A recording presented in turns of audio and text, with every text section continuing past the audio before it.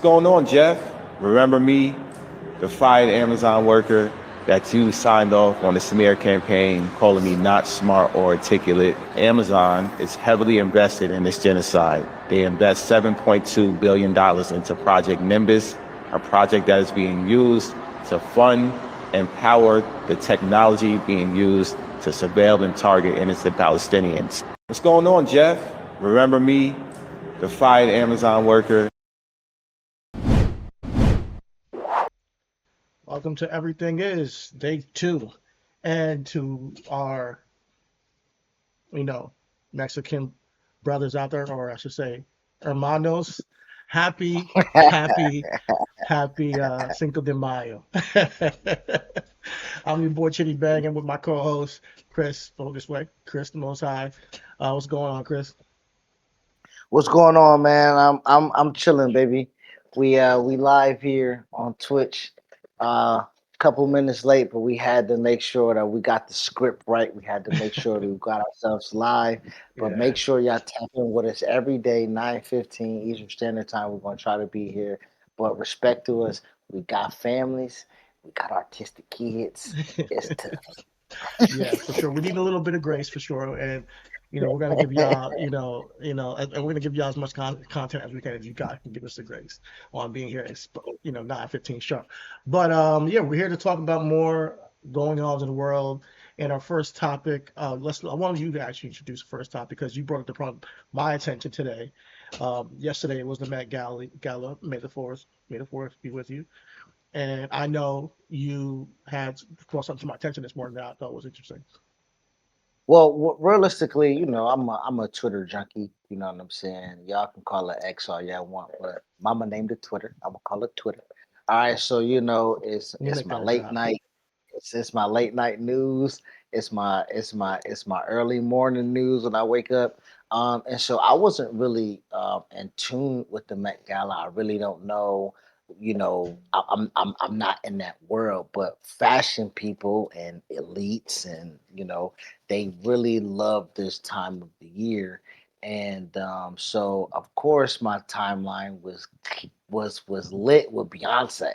Beyonce graced our presence at the Met Gala Man, yesterday. You know what I'm saying? when the queen steps out, Yo, everybody me, got to man. hear it. Everybody got to know. You know what I'm You saying? know, So, that led into me seeing the Sierras and the Russell Wilson. Shout there out to was Russell some Wilson. the theme I heard was like art, like artwork. Like a costume art. Like skeleton, And yeah, skeleton or skin or something like that. Like, you know what I'm let me saying? make sure so I'm not misinterpreting. Because But Dochi came out there looking, whew, just take the dress off next time, girl. yeah, I think Dolce looked incredible, man. The theme was costume art. So I'm not Okay, sure how okay, they interpreted that because I'm not in the fashion, sense. I'm not sure if it's like for correct. like movie costumes or theater costumes, or if it was like how can I make my whole garb a work of art in itself, which I thought that's what the Met Gala was always, but this seemed like a little bit more extravagant, almost like it was like a like it was one of those runways in France that are doing like conceptual pieces and shit, and we got celebrities now wearing these conceptual pieces, which I thought was fucking dope. Well, yeah. So that caught my attention. Of course, the originality, the original, kind of, um, Yeah, your posting timeline of gets everybody. flooded with Like, everybody's different attire. Yeah, but then once you click one video, and of course we all know how the algorithm goes. Once you click one video, you're on a ton of stuff now that just revolves around that particular subject matter. And so the Met Gala, I believe, was hosted by just Jeff Bezos. If that's what, yeah. if I'm So not mistaken. Jeff Bezos, he was the biggest sponsor for it. I think he gave like over 10 million or something like that, around 10 million.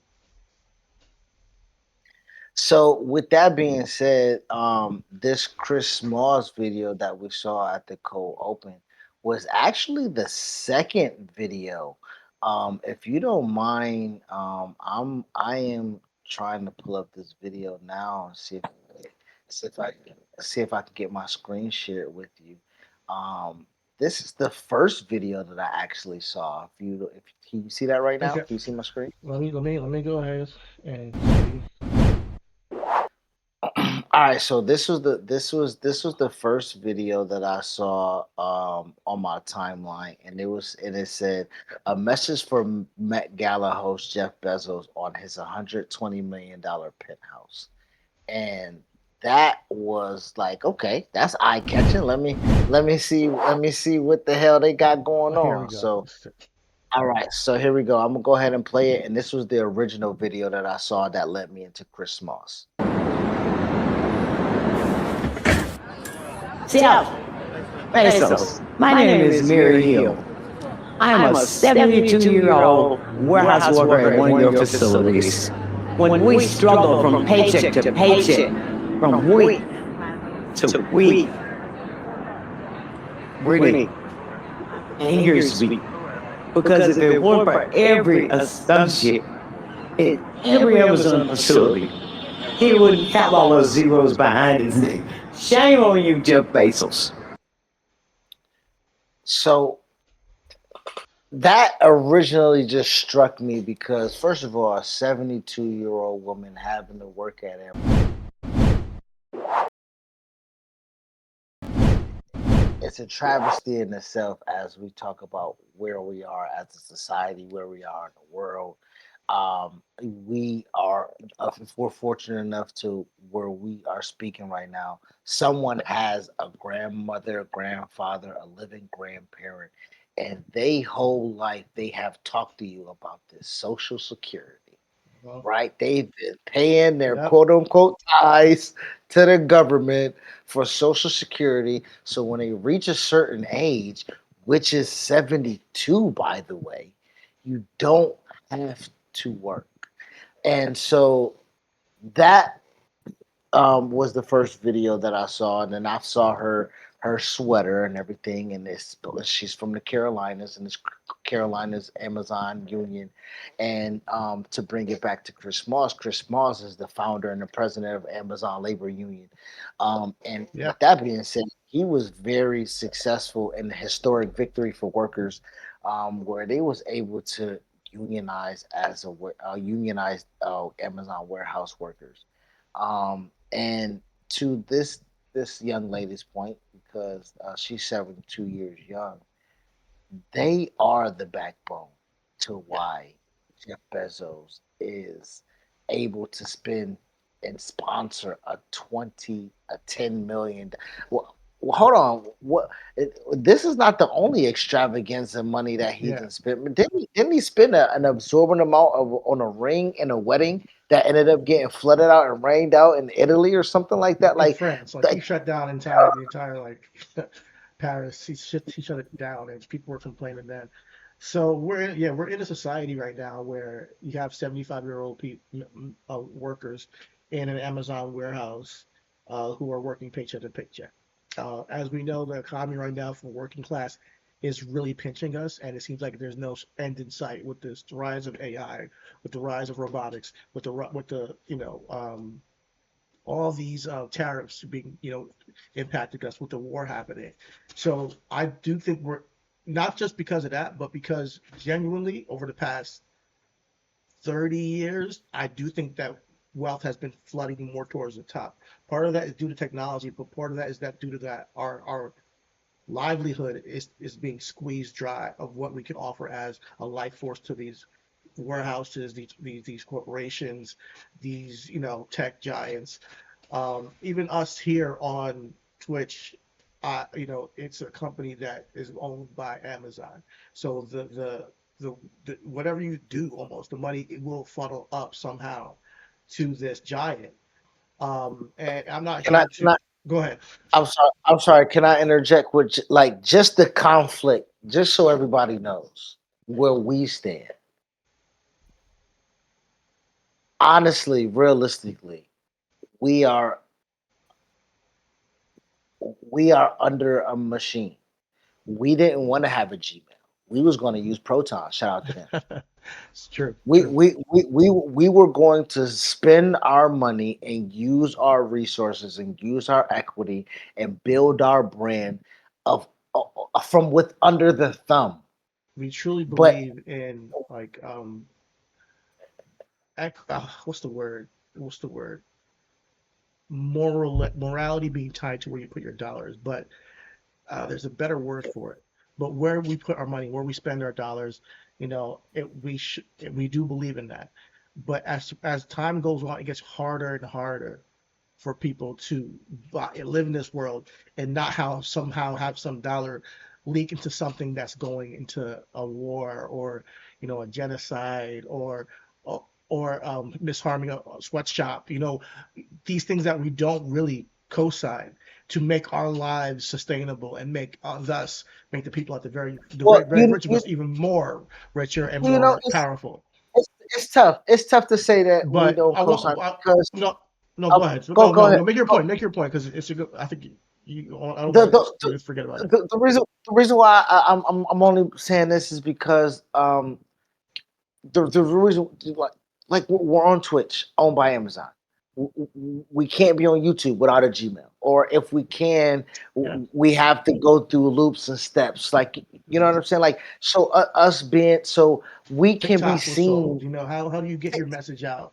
I think when it comes to social media now, X is owned by Elon Musk. So all these things that we could try to create something new, but to get the people to grab onto that is going to be a task in itself that take a lifetime probably.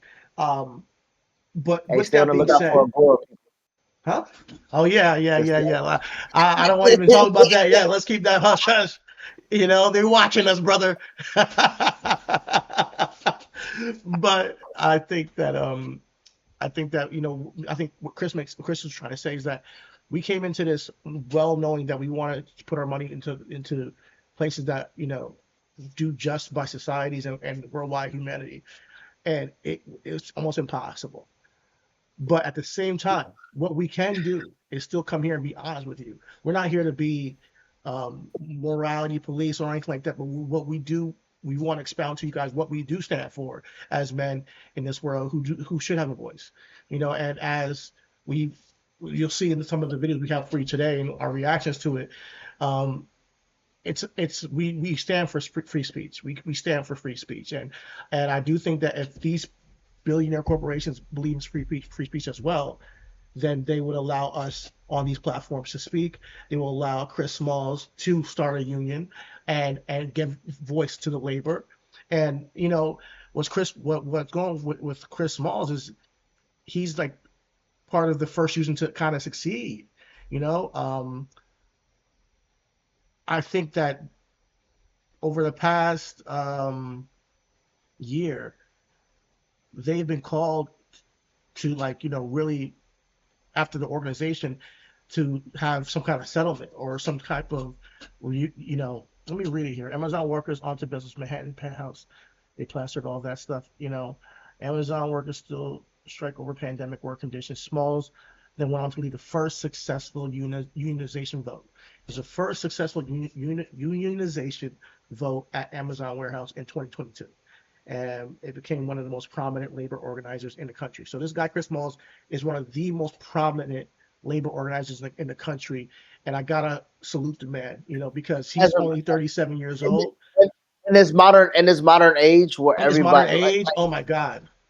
You know how hard that is when there's union busting is so easy. everything everybody every unfortunately, the episode can be everything is compromised, everything is a monopoly. You know what I'm saying? Like, you know what I'm saying? Everything is capitalism. You know what I mean? Like we have so many tentacles and avenues that we can go with when we talk about like where the world is, and to have somebody to stand on an ethical um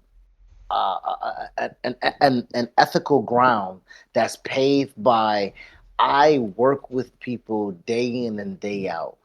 Like like again, to your point of TikTok workers, I'm sorry, Amazon workers go on TikTok to give an example of this is what my day is. They have this many routes, they have this many packages. And to be honest, I get on my wife, I get on my mom, I get on my friends, like we don't need everything from Amazon, bro. You know what I mean? It's and we can't put the toothpaste back in the tube right now. Whew, man, You it, know, it, it and is it's tough right so now. difficult, bro. It's so difficult to say the world is. It's so difficult to say AI is draining water resources while I actively use AI to learn how to fucking stream. So yeah, Like, exactly. How we actively it, use AI to learn how to, make everybody aware about the dangers of AI. We're trying to, articulate best to reach most people, but we gotta use AI to then articulate how we can explain to the people that, hey, man, we should be concerned about this thing going forward.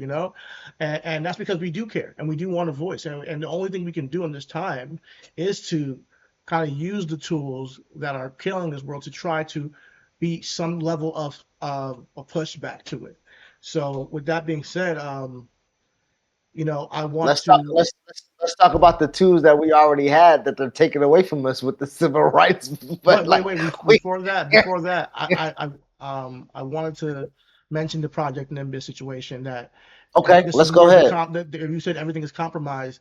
I think what Chris Smalls also is bringing light to, which is causing this reaction, is Project Nimbus is a $1.2 billion contract signed in 2021 by the Israeli government, um, to the joint partnership of Google and Amazon. And under the deal, the two tech giants provide Israel with cloud computing infrastructure, AI tools, and learning services through Google Platform and Amazon Web Services. The contract runs for an initial 7 years with the option to extend. Officially, Google has framed this serving as serving finance, healthcare, transportation, infrastructure stuff for Israel. However, customer list includes the Israel Ministry of Defense and the IDF. These are the guys who are committing some atrocities to the Palestinians over there, and some would say committing a genocide, and also abusing their captors, which is truly sad to hear. Um, so this is why it's so contentious. You have these billionaire corporations doing deals with the whole governments at this point. So like me and you will pay monthly for services to Amazon or Chat GPT or Google Web Services for Google Drive, whatever. These governments get to use the entire capacity of these services unchecked for that 1.2 billion But I yearly. do want to, but I I do mean, want to say this. I do want to say shout out to the Google employees right now that are protesting Project Nimbus. Right, as of last week, there were sit-ins in New York and California, Sunnyvale, where they led by No Tech for Apartheid. Right, it's a organizing Google. It's organizing Google employees against Project Nimbus, and they have been organized since 2021. yeah. Employees are opposing their employers' ties to Israel, which is also facing a genocide charge, as you said, against the war on Gaza, and the International Court of Justice. This is things that are really, and you're reading this. Yeah, you got my screen, No, it's not your or screen, you but it's pulled it mine. up. I just wanted to show a little, Hey, some of the hey, images. I got the same joint on. No lie, nigga. Oh, Let me word. share my screen. Yeah, let me share my screen so you can see. Cause we two Now pieces of listen, because pie. we're here learning the same way that y'all are. I just wanted to say because it's important that um, you understand that we're going on this journey together. So we want to make sure that we give y'all up to date what's going on for real. Because I didn't know that there were Google protesters until you just said it just now. So shout out to you. And with that being said, though, and to what Chidi's point is that there's a negative connotation of being ignorant. Okay, ignorant by definition is just a lack of knowledge. It's what you do with that ignorance is then how we then cast judgment upon you. If you're willingly ignorant, if you're willingly not trying to smarten yourself up, if you're willingly not trying to pull the wool from over your from that's with over your eyes, then that's when like, all right, like you just want to live in the circumstances that's a bit that's there to you. I'm an ignorant person. I don't know everything, bro. Clearly, if I did, me and my wife and the kids and my homie would not be where we at if I had this knowledge of getting to where I want to go or knowing what I. So I'm ignorant. But what I am here to show y'all every day with my brother is that we are learning something new every day. So we're gonna bring that So here. yeah, Um, that's and and the and goal of and, everything and is to yeah, enlighten, to man. educate, you know. So when we talk about Project Nimbus, we know what's going on with the Iran war and the impacts and how we got kind of drug into that war by Israel. We have people here at the protests saying no tech for apartheid, no profit from genocide, and this is the thing when you get to these levels of wealth, high levels of wealth, what is the responsibility of the billionaire? And that's the question this generation has to answer.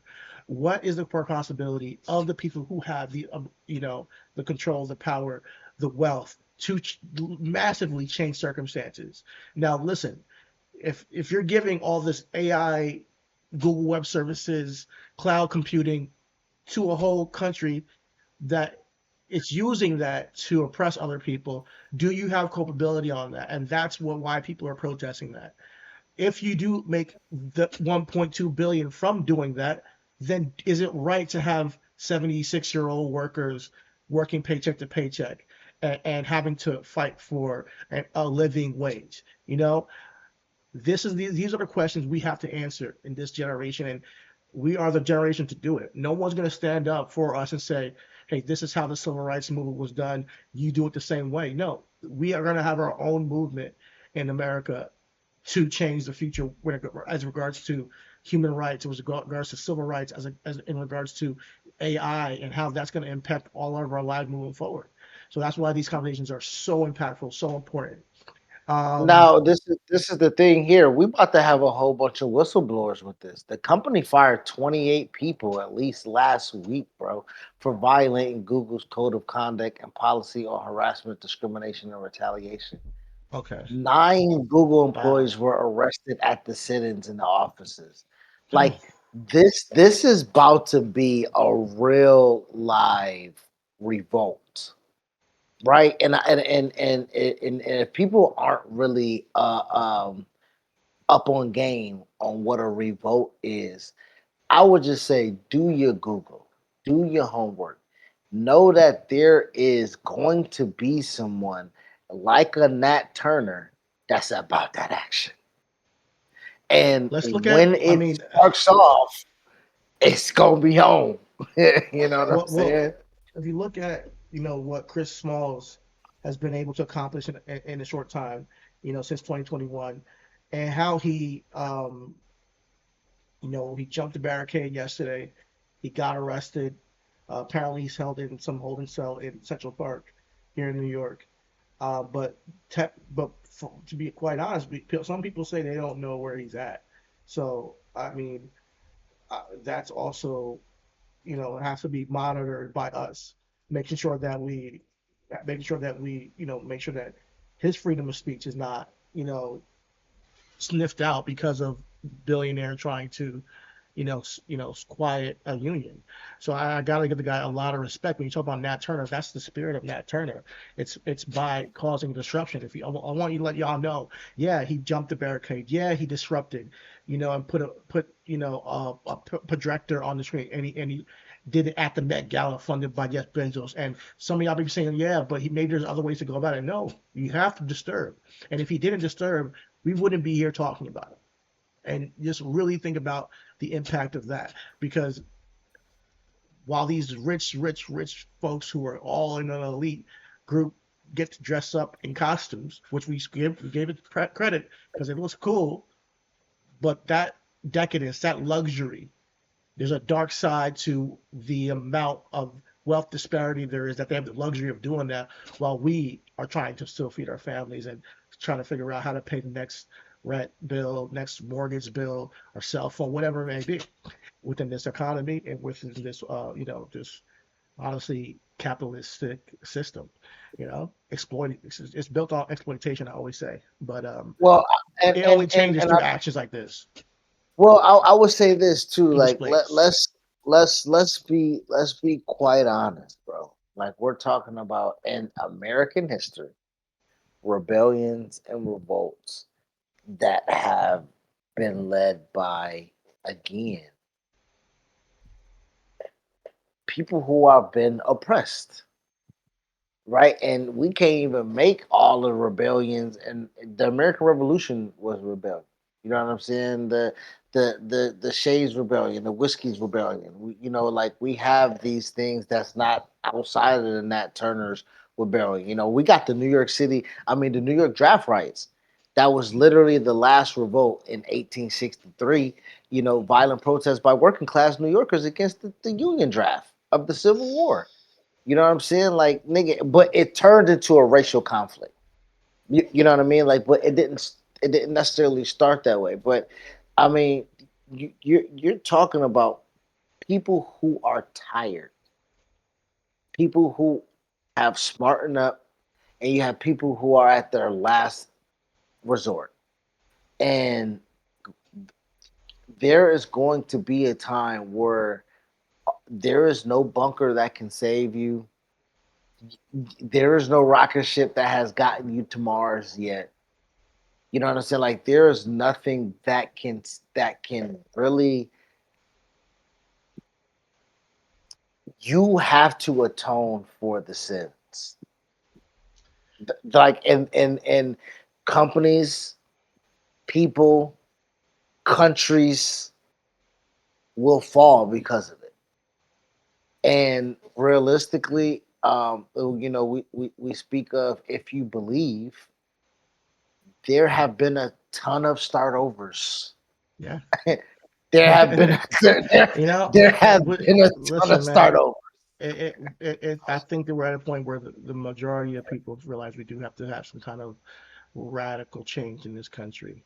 I know a lot of people feel it. People on different sides of the aisle who say are saying the same exact thing, and they can't even realize that they're feeling the same kind of pains. But they one vote for Trump, one vote for Kamala. We'll get more into that in a little bit. But there's many ways to protest, and I wanted to just show something else you showed sharing with me today, and that was the ball without billionaires. Come on. Take a look at this. Take a look at this. Am I sharing the right screen? My bad. No, I don't think. No, you're not sharing the right screen.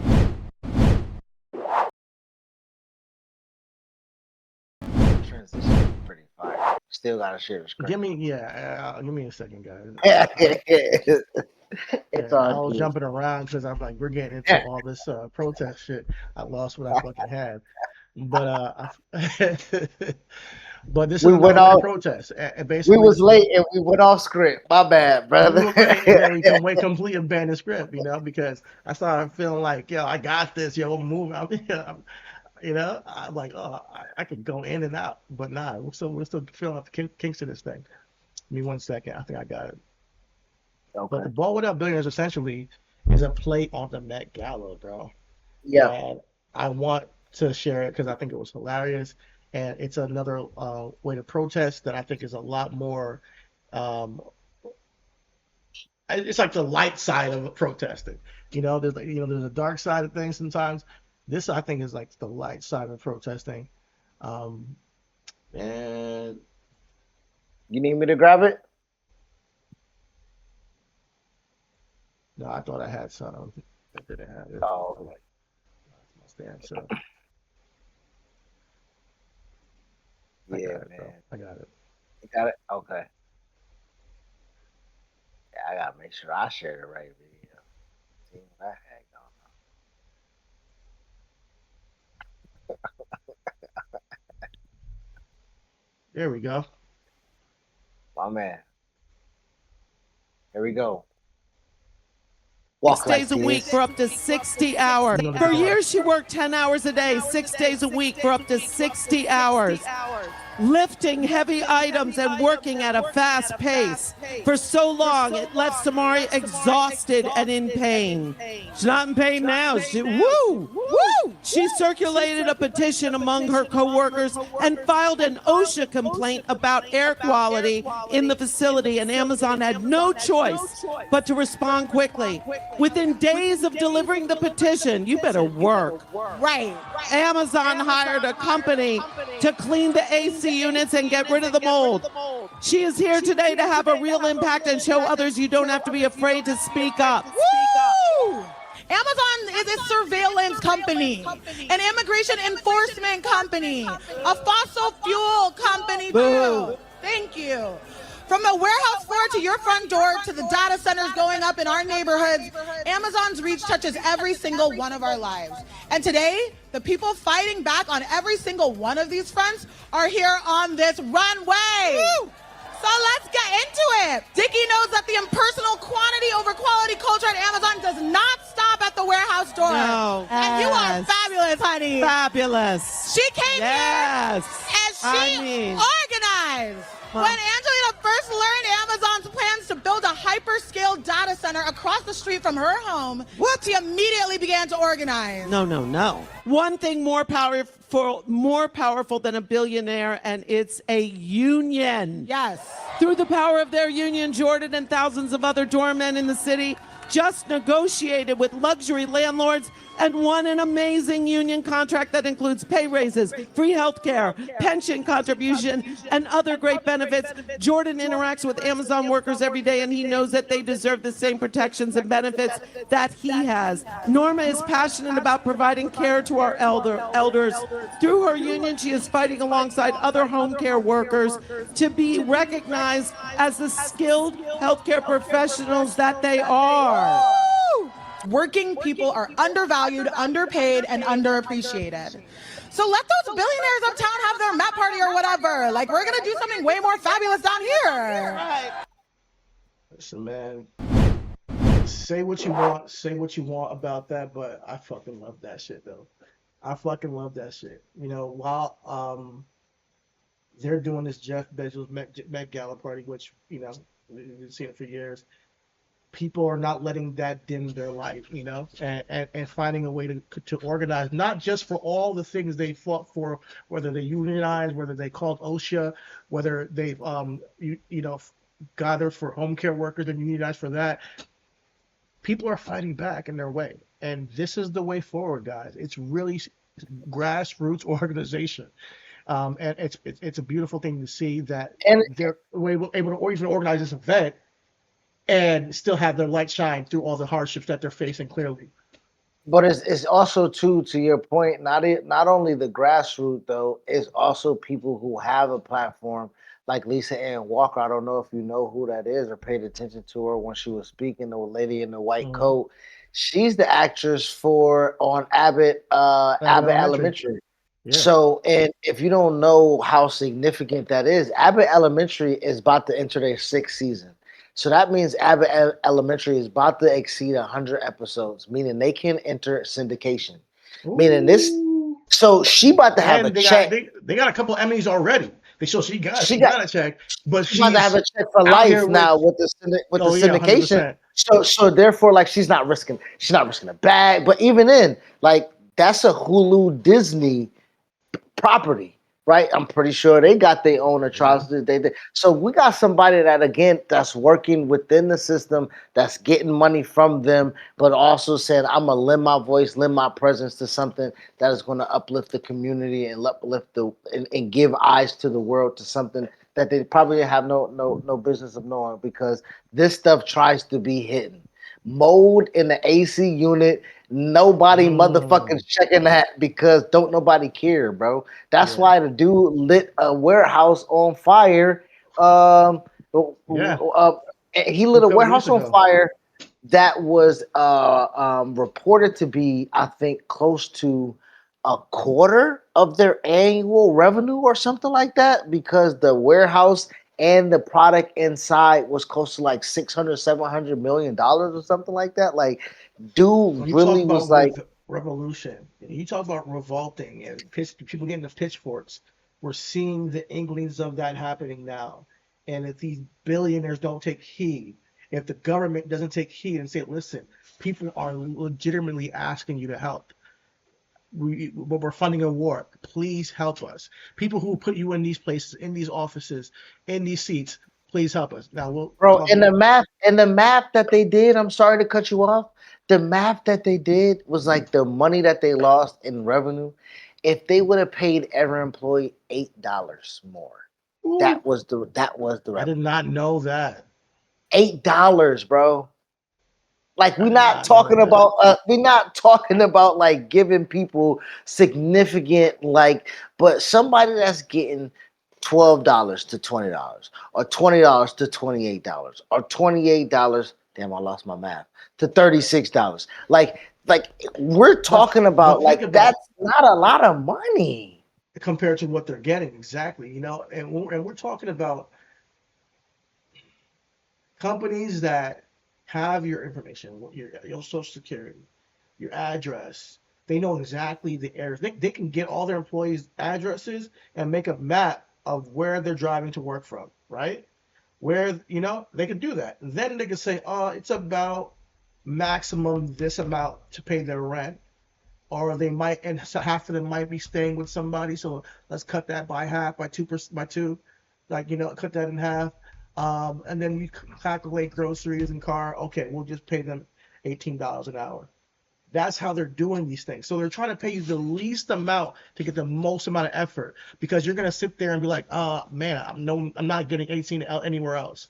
That's what they're gonna do, and then you're sitting there working at a warehouse, paycheck to paycheck to paycheck, and they're taking all the extra benefits, all the extra, and then also getting a tax break on that, and then giving themselves bonuses. And This is gonna I'm be not one of them gonna hold pods you, today, bro. because It's WWE, we're gonna get to them and later on what they did, but this is one of them pods where we gotta keep it a buck. I They're mean, stealing the wages. I worked at Walmart. I worked at Walmart distribution center. I worked at the Walmart distribution center out here in Central Florida. And realistically, the amount of product that comes through that, bro, that warehouse does not close. Like you're not understanding. I worked a 12-hour shift. 24/7, man. I worked from 4:30 p.m. I'm sorry, from 5:30 p.m. to 4:30 a.m. So we have multiple shifts and layers that come in between them, Wow. but they're always overlapping. There's never a fucking day where that distribution center does not fucking They shut got you out down. like on a hamster wheel, like, it's like, Mind you, mind you, during Amazon Prime Week, we're talking about Amazon Prime Week, right? Walmart saying, bitch, I can't lose to that. Mandatory overtime. Mandatory overtime, bro. Not voluntary. Do you want to pick up shift? Do you? No, nigga. We are adding 2 extra days on your motherfucking schedule. Fuck what you told me you could work. Fuck what you originally told me that you had the availability to work. Because that's I work, crazy. no lie, Friday, Saturday, Sunday overnight. I'm married, don't gotta go out to the club, got kids. I work the overnight. I get paid the overnight. I get to pay the differential. I'll work Friday, Saturday, Sunday. But I'm off during the week so I can be with the kids, help with drop-offs, help with pickups, be home. You can't tell me you put in a fucking Monday, Tuesday, or Wednesday, Thursday on my motherfucking schedule mandatory. And if you miss the day, that's 2 occurrences, that's a write up, and you close to termination, bro. Like Something that you're literally boxed the fuck in to go to work. Like they're it's stretching out crazy. crazy thin. They're going against labor laws. You're saying you got to mandatory work overtime when And there I'm is part there is time. I don't get no insurance. I don't even qualify for fucking insurance, you know cuz. so they're getting the most out of you for nothing. And guess what? When you make those dollars, guess where you're gonna buy groceries because they're I went cheapest. right back to fucking Walmart to buy Exactly. Pampers and pull-ups that I couldn't get at the distribution center that I was boxing up. Exactly.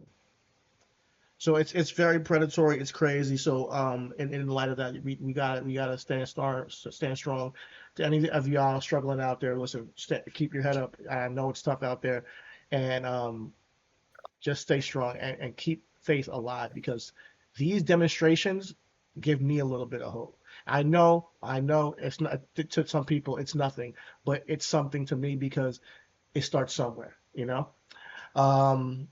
So that's from one fucked up situation to the next fucked up situation.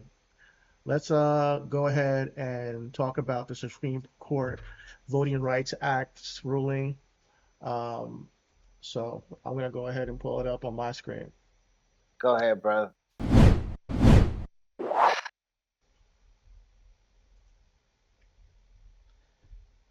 I got a belly full of white decision dog along crap on it. partisan lines. The court What? And now you want to lay this shit on me? is today in a 6-3 decision along partisan lines. The court gutted a key provision of the 1965 Voting Rights Act, making it easier for Republicans to gerrymander congressional maps in ways that could disenfranchise black voters. And I just want to take a moment to tell the story of the map at the center of the case, Louisiana's congressional map, because I think it really helps show just the impact of today's ruling, what this is really all about. The 2020 census found that about 1/3 of the population of Louisiana was black. But when the largely white Republican majority in the Louisiana state legislature used that data to make new congressional maps, guess what? They drew 5 majority white districts and just 1 majority black district. So even though black voters made up 1/3 of the population in the state, they were likely only able to elect 1/6 of its representatives. Now, black voters in Louisiana sued over that map. They should have, and they won. A federal court ordered Louisiana to draw a new map with 2 majority black districts. But then a group of white voters countersued, saying that the new map, one that gave the state's 1/3 black population 1/3 of the congressional seats, was actually discriminatory against them. And today, conservatives on the Supreme Court agreed with that logic, deciding against history and legal precedent that the map was an illegal gerrymander. But of course, like all Supreme Court cases, this decision was not just about the case before the court. It was not just about Louisiana at all. Now, because of this ruling, if voters want to sue arguing that their congressional map discriminates against them because of their race, they have to prove not just that the impact of the map is discriminatory, but that the people who drew the map intended to discriminate against them because of their race. I think I'll stop right there because I have an analogy about the situation that I want to share. Basically, imagine you're playing a game of baseball or basketball, and there's a referee in all these sports, right? So there's a referee, and the referee's there to make sure that one team who purposely fouls the other team consistently does no longer do that. They can't foul anymore, you know? Then out of nowhere, the Supreme Court says the referee has to leave the court because it's been a few years since the last big bad foul. So things, they seem fine now. There's no such thing as racism anymore in Louisiana or across the country. So yeah, now let them gerrymander and let the majority of whoever dictate how they want to draw their maps, not caring for the constituents and the population percentages between whether it be white or black people or any demographic in their country, in their city, in their state. But the second the referee, leaves the court, what happens, of course? They start fouling again. And they start drawing maps so that black people and people who are likely that are just not predominantly white get spread out amongst all these other counties and leave them not in the majority to potentially vote in a Democrat or a more liberal candidate. Even though that majority, even though 1/3 of the people would like that from their district, they split them up. This is where we're at, guys. And we talked about a little bit about what we could do before, and I want to just double down on it. This is where we have to really organize. It's the same strategy, and support organizations that do legal work per se, because Not all of us have $1 million to file lawsuits and fight these guys who have the pocket and the connections. You know, so there's a couple of actions that I think actually matter to fight back, so we can reverse some of these rulings. I just want to, before we get into that, you have anything to say? Um, yeah, I mean, to your point and to your analogy about the filing and rough leaving, I was trying to follow, but these niggas got no respect for the game. I don't think you understand that. Fuck if the ref is there or not. Like Hmm. I don't like you like not trying to derail you from what you were trying to say or Hmm. the point that you're No, trying to you're right. make, but we are in a game, right? So um we talk about why the Democrats kind of look the way that they do against the Republicans because they're not willing to sling mud or even get in the mud pit or anything like that. Like they have some decorum because at the end of the day, they are trying to set a precedent that this is what this is supposed to be. Um, Unfortunately, to your point, the separation between what a Republican is, because we remember we just talked about that about vote off camera. We were talking about give Stephen A. Smith about voting Republican. Their policies are one thing. Policies were never like this, realistically, because there was a standard set since 1965.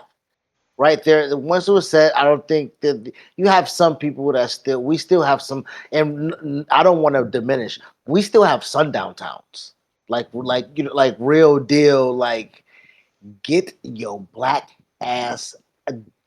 Hope you got gas 100 miles out, cause you bet not stop here, town still in 2026. Nice. We still have lynchings in 2026. We still have displays of this out. So there is never not been a time where they have said, we're not going to show our hand and hide the file behind the ref. We got some real Bill Lambier, Bill Romanowski ass niggas out here.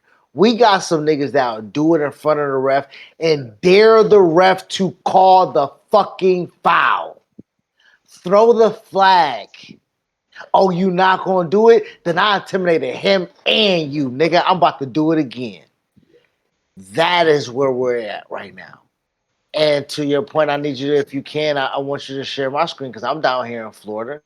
And I want to let you know about somebody that thinks that they are above the law, and that is our governor, this Governor DeSantis. And he did the same thing.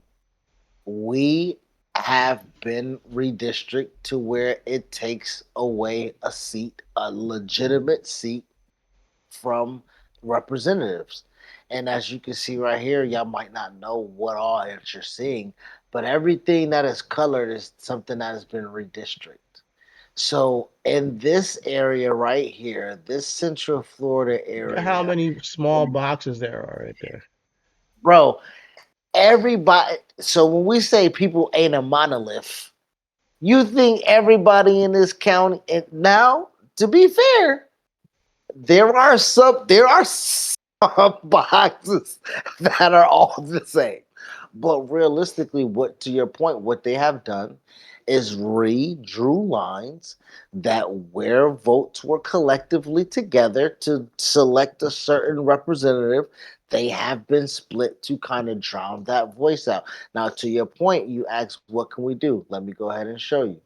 The next tweet that I have here is uh, right here. It says that Ron DeSantis just violated his state's constitution, which explicitly prohibits partisan gerrymandering. Right here. Section 20 or Oh, whatever this says, standards for establishing congressional district boundaries and establishing congressional district boundaries. A, no appointment, no apportionment plan or individual district shall be drawn with the intent to favor or disfavor a political party or an incumbent.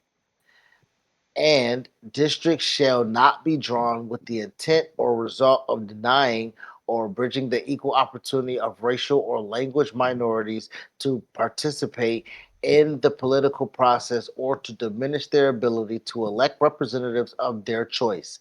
And districts shall consist of continuous uh, uh, territories. okay. So With essentially, he violated this clause, and he has to be held accountable, right? and so what that held accountable is now how. Like So that is the thing. Like how statewide yeah. can we get a collective, Imagine a majority to, and then exactly. now a majority is 65%. Yeah, it's wild. Yeah. So, um, I'm gonna to be honest with you. I think it's gonna be tough for the Republicans come midterms. Now, I can't say a lot for Florida because Florida's always been a red state, but for the House at large, I think it's gonna be tough for Republicans. The Democrats, I think, are gonna pick it up.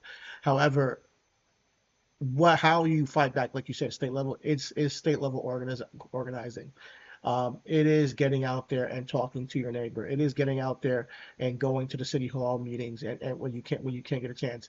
It is supporting organizations that do the legal work. There's a couple here. There's three of them I want to point out to y'all. One's the NAACP Legal Defense Fund.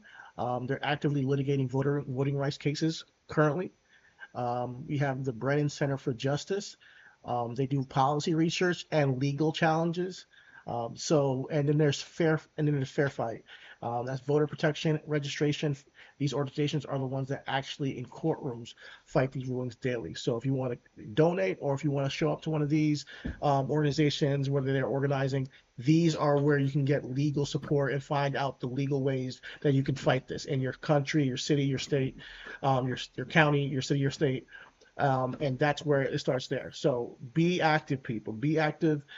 That's the best thing you can do in this current circumstance. Now, registration. Make sure the people that you know vote for the right people in office are registered to vote. That's a huge thing. Some people hold voter registration drives. Right now, there's an attack on voter registration. So please, hey, they want to make it so you have two forms of ID. Hey, by November, make sure your mom, your uncle, your sister, your aunt, your dad, your brother, your sister, everybody in your family and your friends, and in your church, all are double strapped up with ID so they can not be denied their vote. Then you have people who will actually take the large step and put themselves in the forefront and actually run for office. So shout out to those who are actively considering that and who will in the future be the leaders of actually moving change in this country, in states, in the counties, in your school, council, your school board, and all that stuff. And also showing up in non-presidential election years. This is one, the midterms, and continually doing that. Not just because Trump is in office, not just because we're in a war, not just because they're canceling the Voting Rights Act, not just because we're in a recession, but because we have to do it going forward forever. Because that's the only Well, way we fight back. I think, well, I think to that point, like there is a mentality, right? And as a person of faith, I can attest to that, to this. You seem to only pray and call on God during the hard times, during the tough times and stuff like that. Like you tend to really be like, "Oh Lord, save me," or "Oh Lord, I'll never do this again." But usually when times are when times are good, when things are going okay, you rarely kind of go back to the well. So when you're saying like, and not because Trump, or not because we're in a war, not because we're in a recession, or not because gas prices are high, not because voter registration, like when things even out, that is when the callous seems to kind of wear off, right? That's when you go to the gym a little late. That's when you have a little bit more cheat meals, right? Yeah, you're That's when you comfortable. don't go for that double walk, right? That's Uh-huh. when then you get to that scale and that 1 to 2 pounds that you're like, oh, I can handle is 5 to 7 pounds. You're like, oh, I gotta tap back in. Well, by the time you 5 to 7 to 10 pounds, nigga, like now the work gets harder. So you So, gotta move to your that boulder somehow, slowly but surely. yeah, Me and you, we started, gearing up for yesterday 2, 3 months ago, and yeah. we started rolling that ball little by little. We didn't go live for 3 months. Could skip it a bean. Like, so because we're preparing to be in shape. And it's gonna take time for people to get wise and say, let's take that small step. Let me go to my city council and see what the meeting's all about. Let me pay attention to what's going on with our local elections. Who's running again? Who's running this time? Let me actually find out the names. Let me just do that. So it's like little stuff like that. You'd be surprised how far that goes. And then informing your boy or your girl, hey, that's a homeboy down in a couple of cities ago, cities away. He's a progressive that we really really can get behind. He stands for these policies. I think we should vote for him. Or I think that let's take a look at this guy or this woman that has been organizing I, here I ain't gonna hold you. and helping people and neighbors. Me and wife even having them talks about our sheriff. You know what I'm Okay, saying? Like Sheriff Judd, he told a lie. You know what I'm okay. saying? And that's He also you gotta be aware of who's not for you. Absolutely, yeah you gotta be aware of. Okay, listen, he, when he when told that when when lie, bro. when is he up for reelection? When is he up for He, being what? But he county be sheriff? cracking down on them. He be cracking down on them pedophiles though. You know what I'm saying? So with young kids, like in a day and age where people are scared to touch that, in a day and age Uh-huh. where our president is Yeah, linked to stuff like that, we got a legit, you know, Polk County sheriff that got a he. It's a we don't sting, play about and that. what's crazy is it's a sting every other month. I'm like, damn, nigga, we got that many, and he ringing them up, nigga, ringing them up. He'll stand in front of them, nigga, ringing them up. So but then, there's other policies. You like, we can't smoke weed.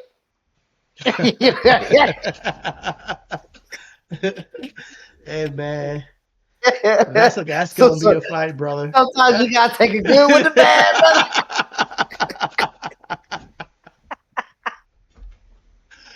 Oh my lord, that's funny as hell. Um, but yeah, man.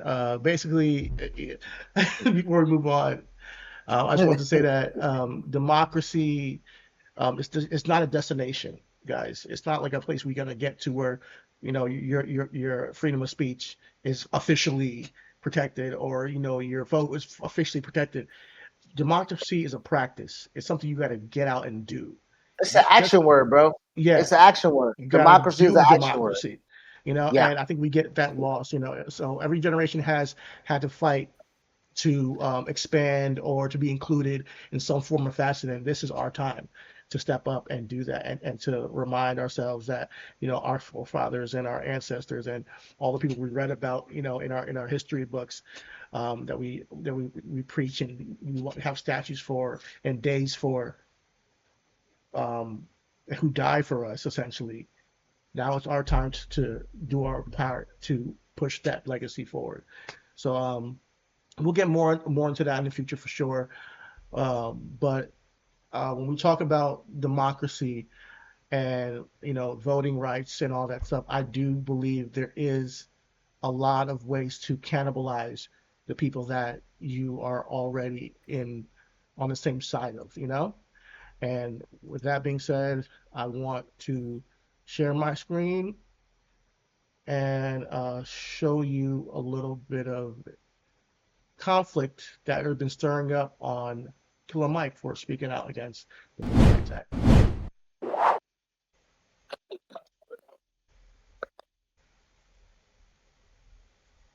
Reporting live from Ivers Club in Atlanta, Fight Plus News, I'm John Abba. And I'm talking directly to you, Killer Mike. Your ass is tagged. Shut the f up.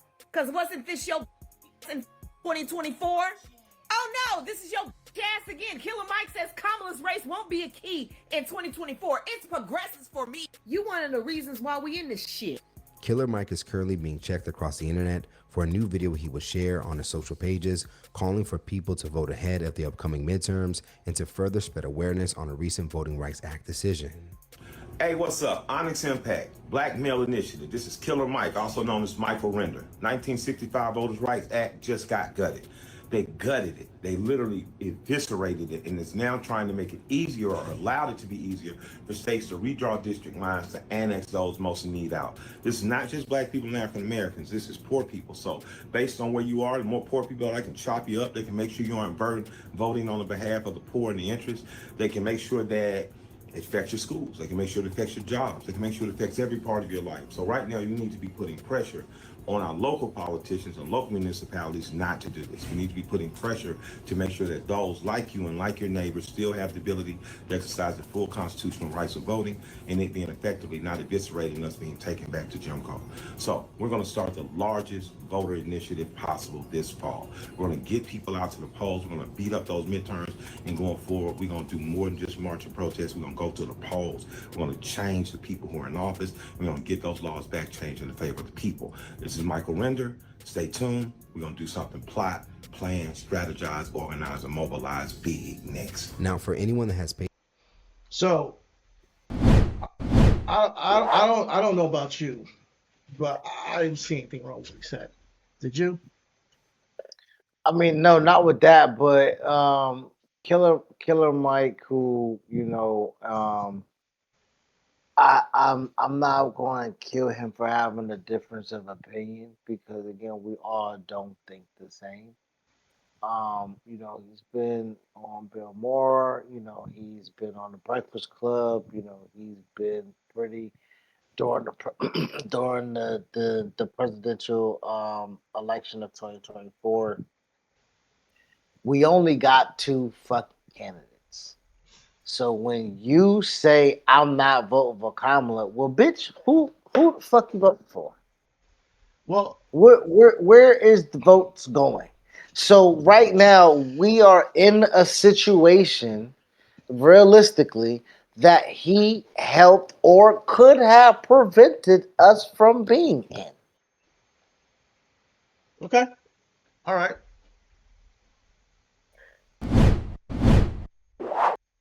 Media would let the rapper know that it's too late now to switch things up.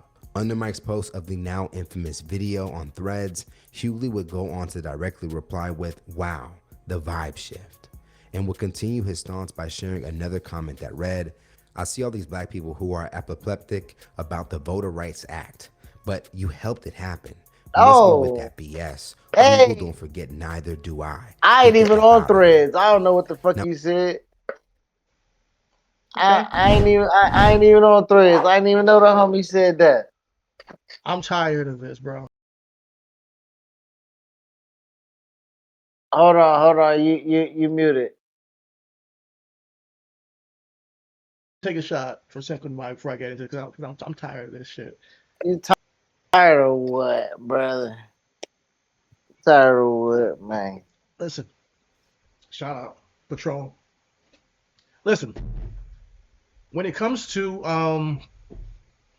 Killer Mike, I don't agree with him all the time at all. But I'm tired of people blaming black men for Kamala losing. It wasn't black men. It was primarily white women and Latinos. And white men, but we all know why they voted for Trump. But that voted against their own self-interest. Killer Mike has been fighting for the progressive cause forever. Killer Mike has been trying to get people to vote forever. And people are being salty about him or any other black guy and making them the scapegoat for why Kamala Harris did not win is asinine to me. Kamala Harris is a candidate that was put in front of our face. And all the man said was, just being black does not mean we have to vote for you. And that's not wrong. That is not wrong. When it comes to Kamala Harris's campaign, did she inspire you, my guy? Did she inspire you? There's a lot of people she did not inspire to come out and vote. The campaign became anti-Trump rather than what they're going to do to expand, healthcare, expand voting rights, all these things. And I know she had policies, and I looked into her I'll let you policies, know. I'm but sorry. Go ahead. I'll let you know. the campaign itself did not put that in the forefront. They got the ass kicked in the narrative, and I can't sit here and take that people are constantly blaming black men for where we are today, when we already know what the results of the election were and why. Black men came out in droves voted for Kamala Harris. We're not blaming black men. We're not blaming black. It's not just you. It's not just you. I'm not Dale saying we Hughley not. just did, and that I lady said in the beginning of we- the video just did. Hold on. We not blame. I'm putting myself in the we. I'm D.L. Hughley. I'm the black lady. I'm not blaming black men. I'm talking about that black man. He's not to blame for this. Who I didn't say. That's what he's essentially saying. I said it myself. I don't care. I said he could have helped our future situation or prevented our future situation with his voice.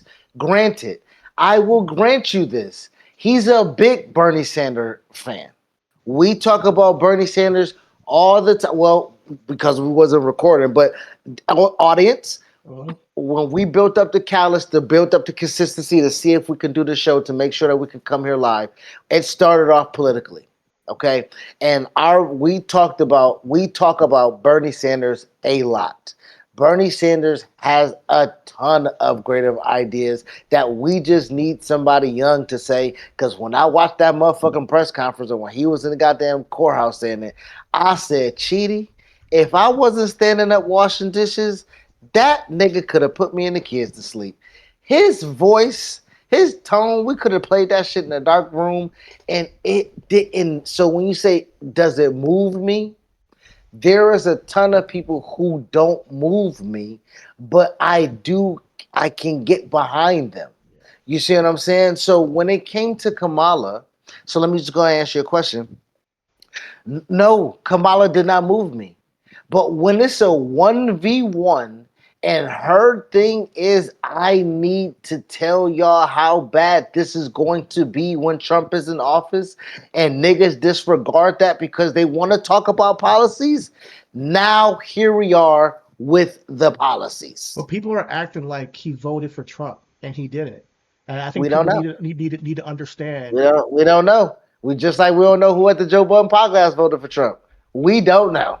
We don't know who these niggas voted for and what their voting interest is.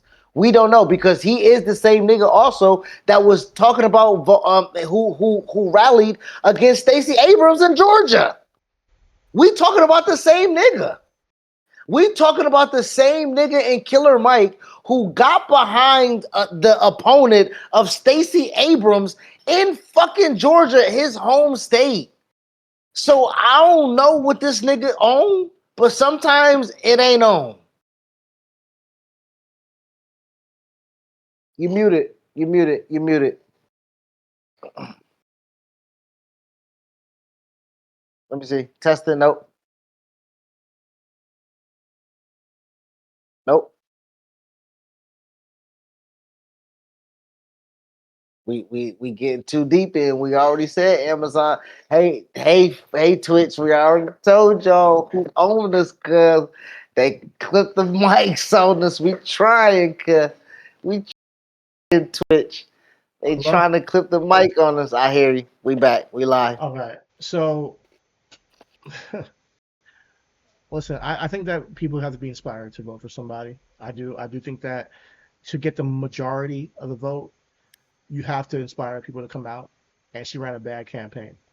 I do think that majority of Latinos, rural Americans, and white women, of course, white males and young men voted in favor of Trump.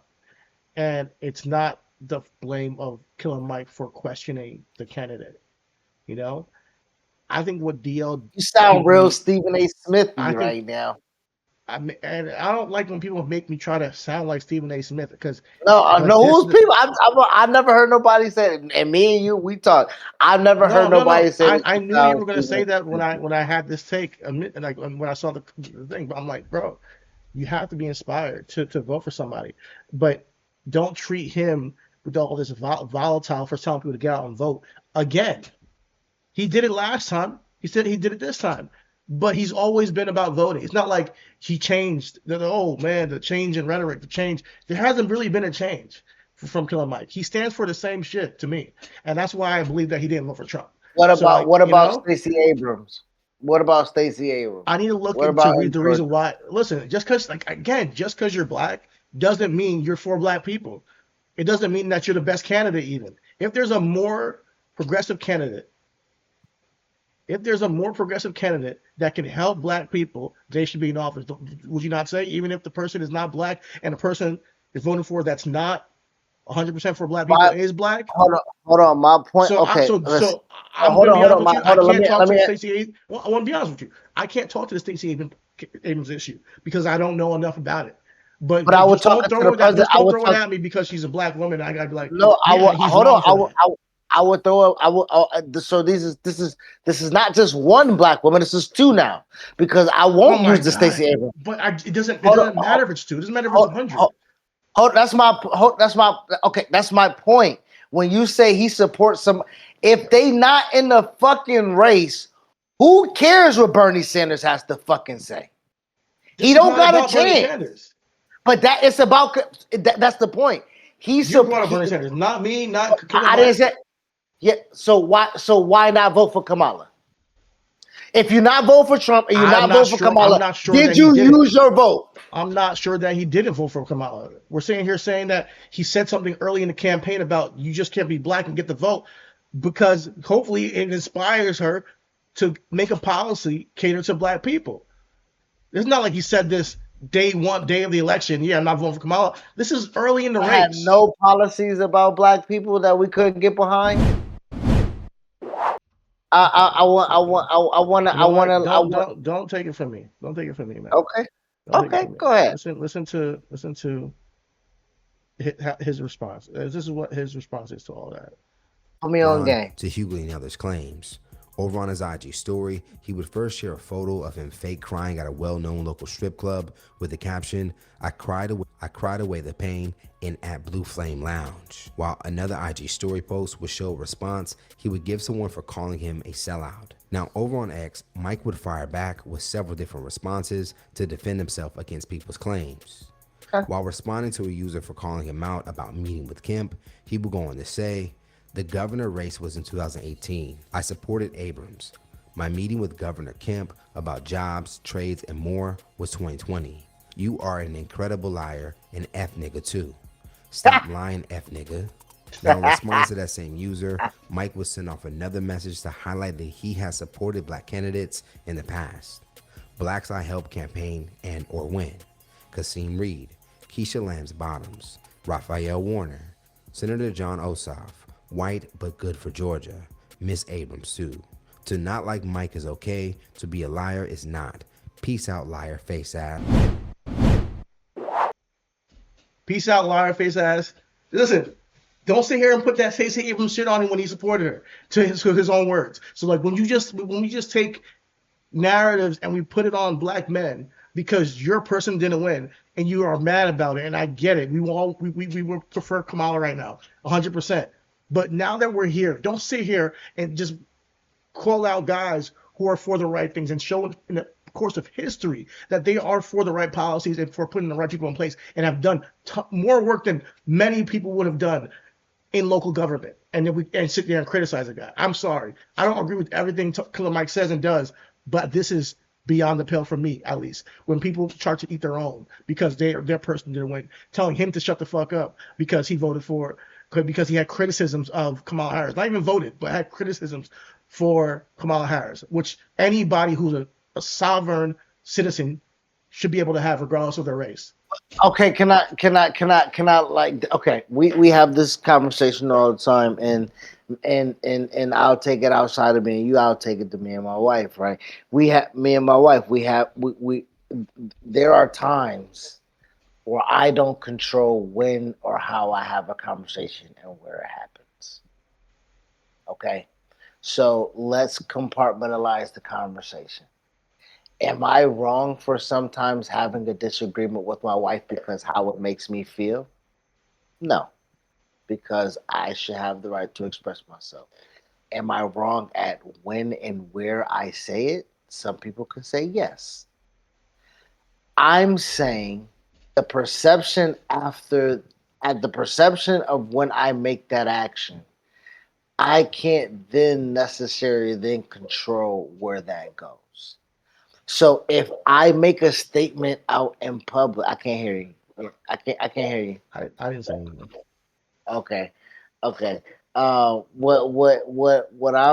I'm saying is that I'm not saying he can't question Kamala Harris or question Stacey Abrams. Or what I am and not blame him, but what I am saying is that when you are doing the comparisons of the two, when at the same time they have the availability, when you do know there are a limited amount of availabilities and seats for them to even approach the table, not only just being black but being a black woman. All I'm saying is that that is something that you do. Me, you don't have to, but what I do when I encapsulate everything that is available to me when I'm making a decision. Even when it came down to Hillary, Bernie Sanders lost. He Well, conceded. are you talking about? I gotta ask real quick. Are you talking about voting, or are you talking about criticizing? Because those are two different things. You can criticize somebody and still end up voting for them because they're lesser of two Well, evils. so my thing is, so my point is, so my now to put a boom on criticizing somebody in public when they're the only other option does look away. Well, that's That the way it does. then it has to look that way. I'm sorry. That's your God given right. That's your freedom. We're talking freedom of speech. That's your freedom of speech, bro. Yeah, I'm I'm saying sorry. I'm not saying, bro. All I'm saying is delay it, bro. Nobody's telling you not to say it. No, That's what I'm no, saying you about. gotta And say it when you say it because you want there to be change. You don't want to sit here and be like, man, come on, Harris is already president, but I really wish he did more for black people. what And, I'm and, so and, what I, and you know, like you want to call into question these things before the person already is in power. I'm sorry, it makes no sense to delay it if you want influence.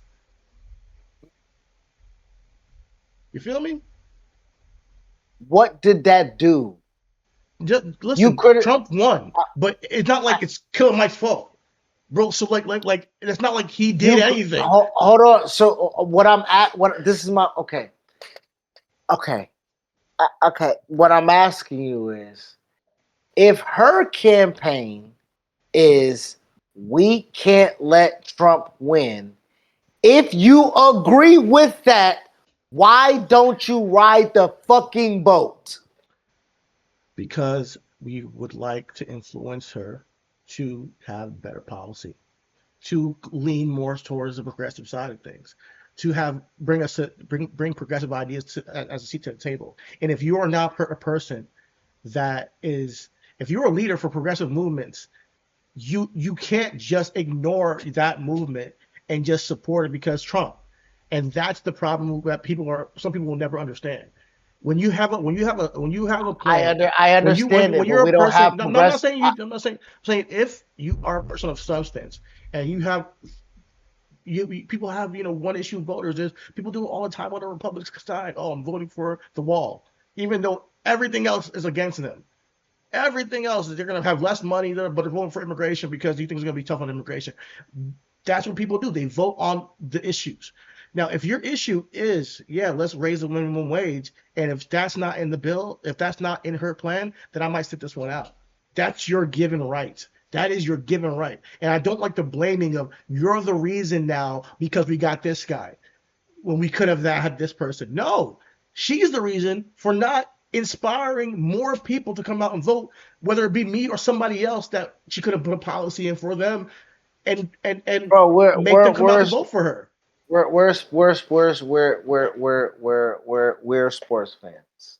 Okay, we're sports fans. Just hear me. I heard your analogy, nigga. Listen to mine. Jesus Christ. I'm listening. All right. I'm not saying anything. What I'm saying is I'm wow you at the combine. I get that. I get that. I'm here I'm in fucking Indianapolis, bitch.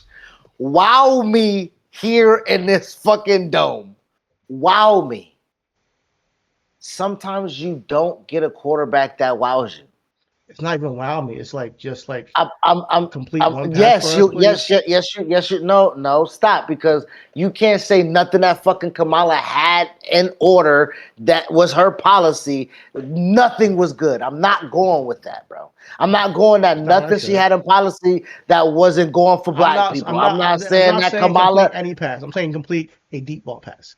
Like, if you can't throw a deep ball, maybe I will sit this one out because somebody else will vote for you because you can hit those middle and short dink and dunks. Hold on. I want So somebody who's gonna take a deep ball. Kamala in her previous role didn't get nothing done.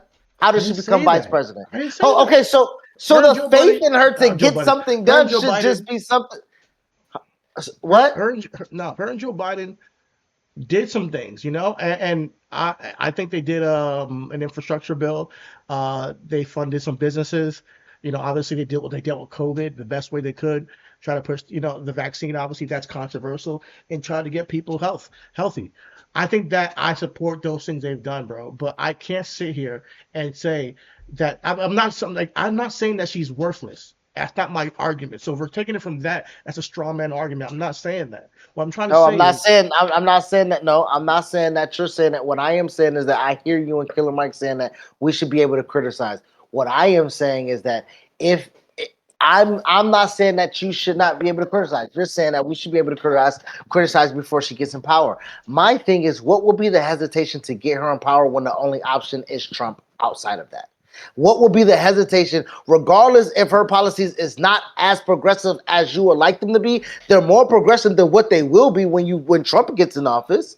But So here's the thing. hesitation to cause for somebody not to vote because they're looking deeper in the policy, we can you know get what there. happens? Do you know what happens? It's a push and pull when it comes to conservative, liberal, and ideas, and whatever it may be. Is where we are bad? 100%. But I'm not voting out of fear. I'm voting out of what I want. And some people will vote out of fear, like, hey, I don't want that. That's what I want. That's the way the system works.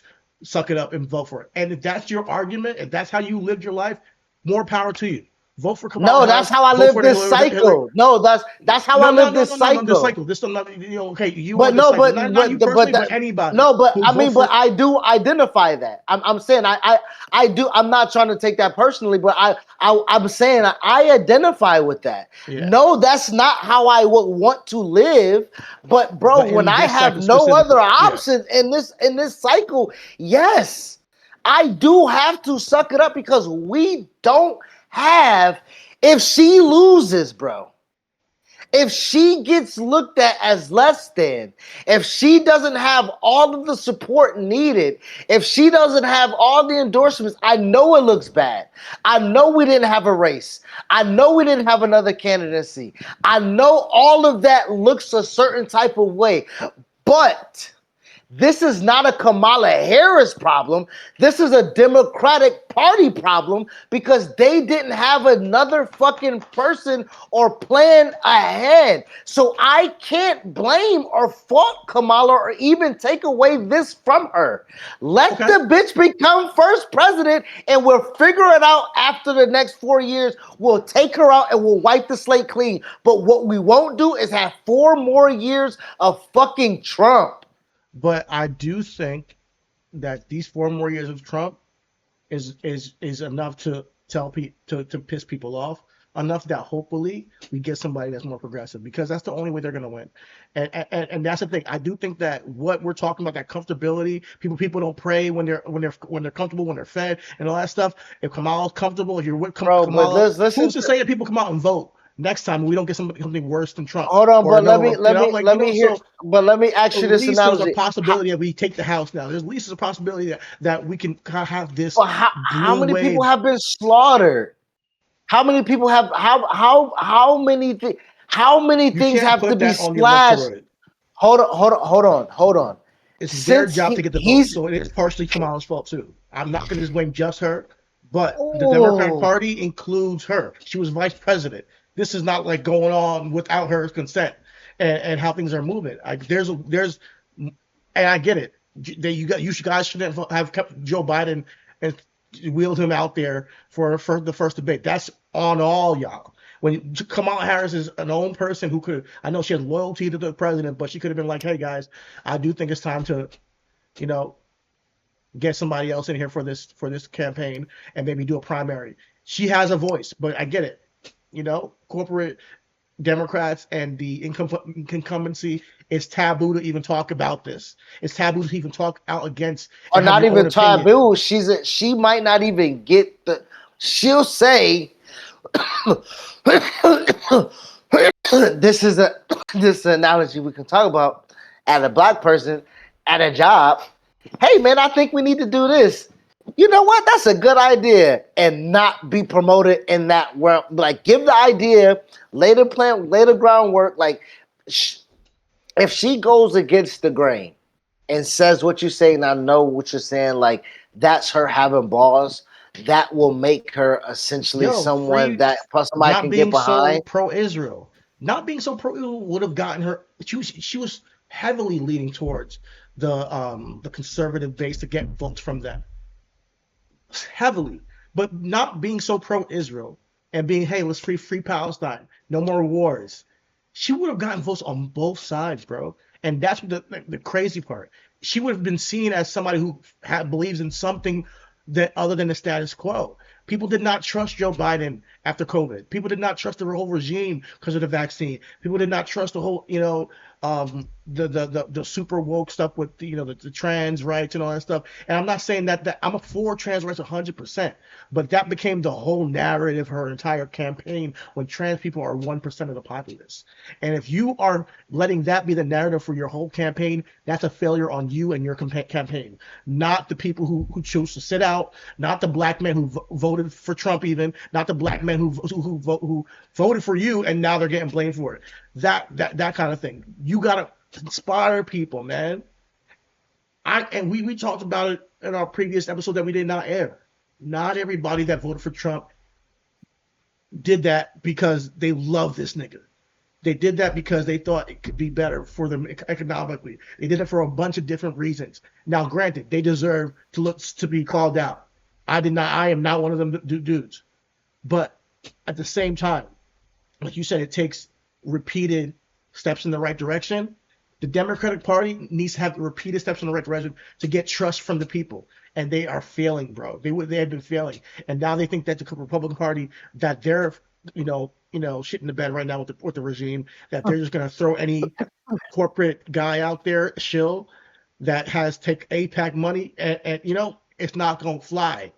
So Well, this is so. we are holding them accountable right now. When we talk about the black vote and I wish we all vote Republican like the dumbass Stephen A. Smith said, that's not how Hold it on, works, bro. hold on. Well, I was just about to literally lead us there and actually like that's not. Hold on. In theory, okay, but and what we're talking about is blindly voting Democrat or blindly voting black. Like you say, it doesn't really necessarily, in your words, get you the right policy.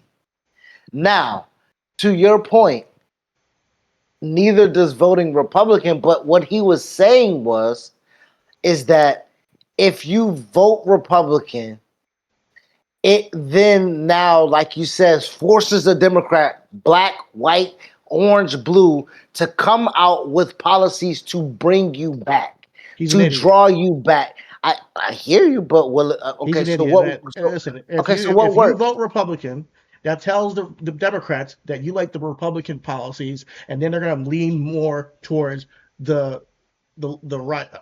I forget the fucking direction. This is bullshit. Towards the policies that harm black people, the working class, all that stuff. That's what it does. You vote Republican that says, oh, people want to go that way. Let's go that way. Oh, you're against gay rights? Okay, we're gonna go a little bit towards that way. Oh, you're against trans people? Okay, we're gonna go. That's what the Democrats hear when they But see it, that. but, That's but if you dumb. say that's only 1% of the populace, is there okay. So let's extract this a little bit. If you okay, what then incentivized the Democrat Party, who did not have a fucking proper candidate, to do something then? Like what I'll then? tell you. Like what I'll perpetuates tell that? you what we're seeing with Mamdani, him kicking ass in New York and beating the incumbent in Andrew Cuomo, and then him actually getting shit done in the city, and the people getting there, and people are actually he's the most famous, I think, Democrat in the country right now, or popular. I mean, obviously there's the guys who are AOC, Bernie, but like new breed, he's the guy. And everybody's either fearful of this guy or loves this guy. He's very polarizing. You're either on one side or the other, and people are seeing change. And you saw this guy come from nothing to be incumbent candidates with billions put So behind does that campaigns to destroy the guy. does It's going that to open work? their Is eyes a that little bit. work? Does that work nationally? Well, he I was in the White understand. House, and Well, he got sat down with Trump, and he got more well, from Trump than they were able no, to get. I'm So maybe they okay. should listen to him.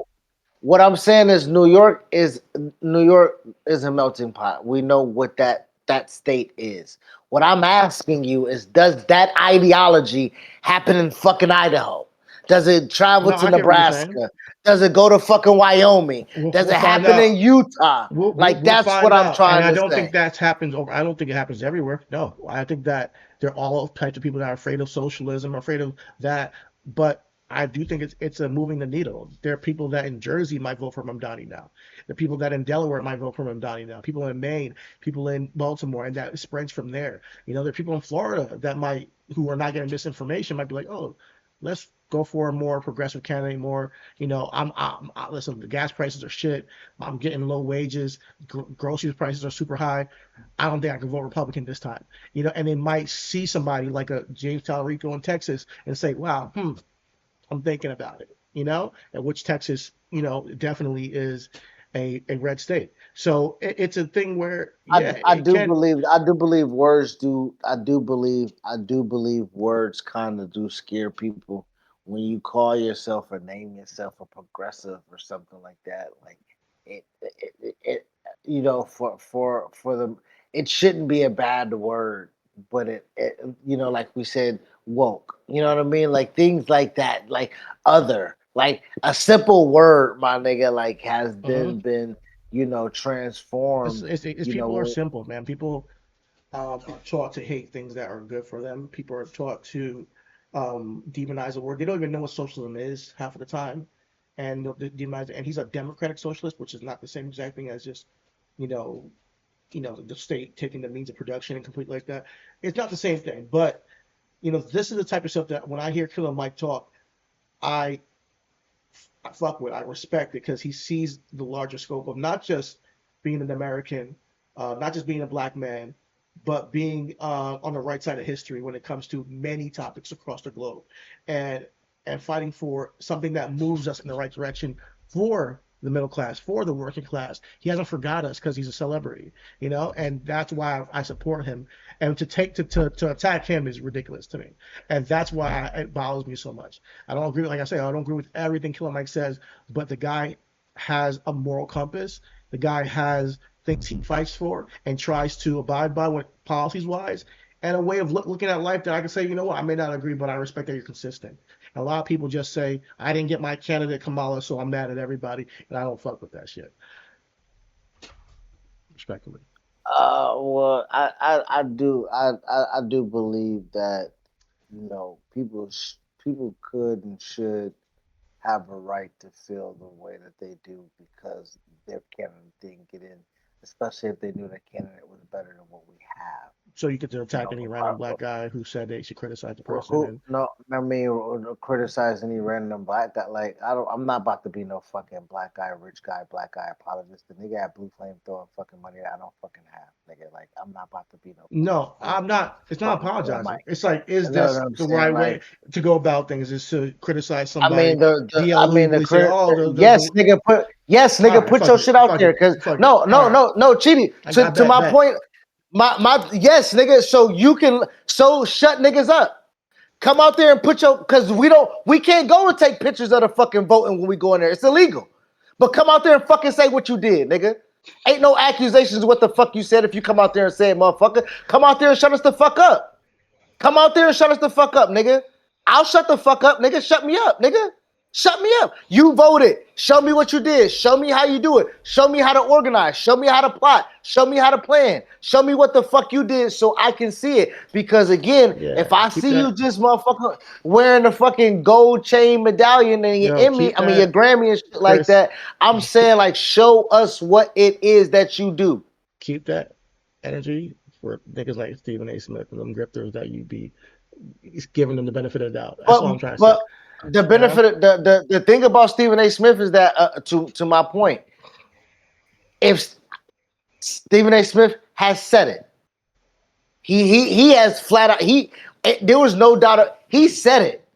Go before the election, after the election, he said I voted for Kamala. I don't know if he's saying it because his back against the wall, but the nigga never wavered in front of the camera when he said it. So I don't know how many times he practiced in the mirror before he said it, but the nigga never came out and I had to question if he voted for her or not. So that's my thing. I think that holding him, but he criticized her too. He's trying to listen. Of all people to who guy who's trying to mobilize people to vote, who's always been doing this, by the way, he's always been mobilizing people to vote, tries to do this time and people want to come out and attack him. I think it's corny, but that's where I'm gonna leave it at.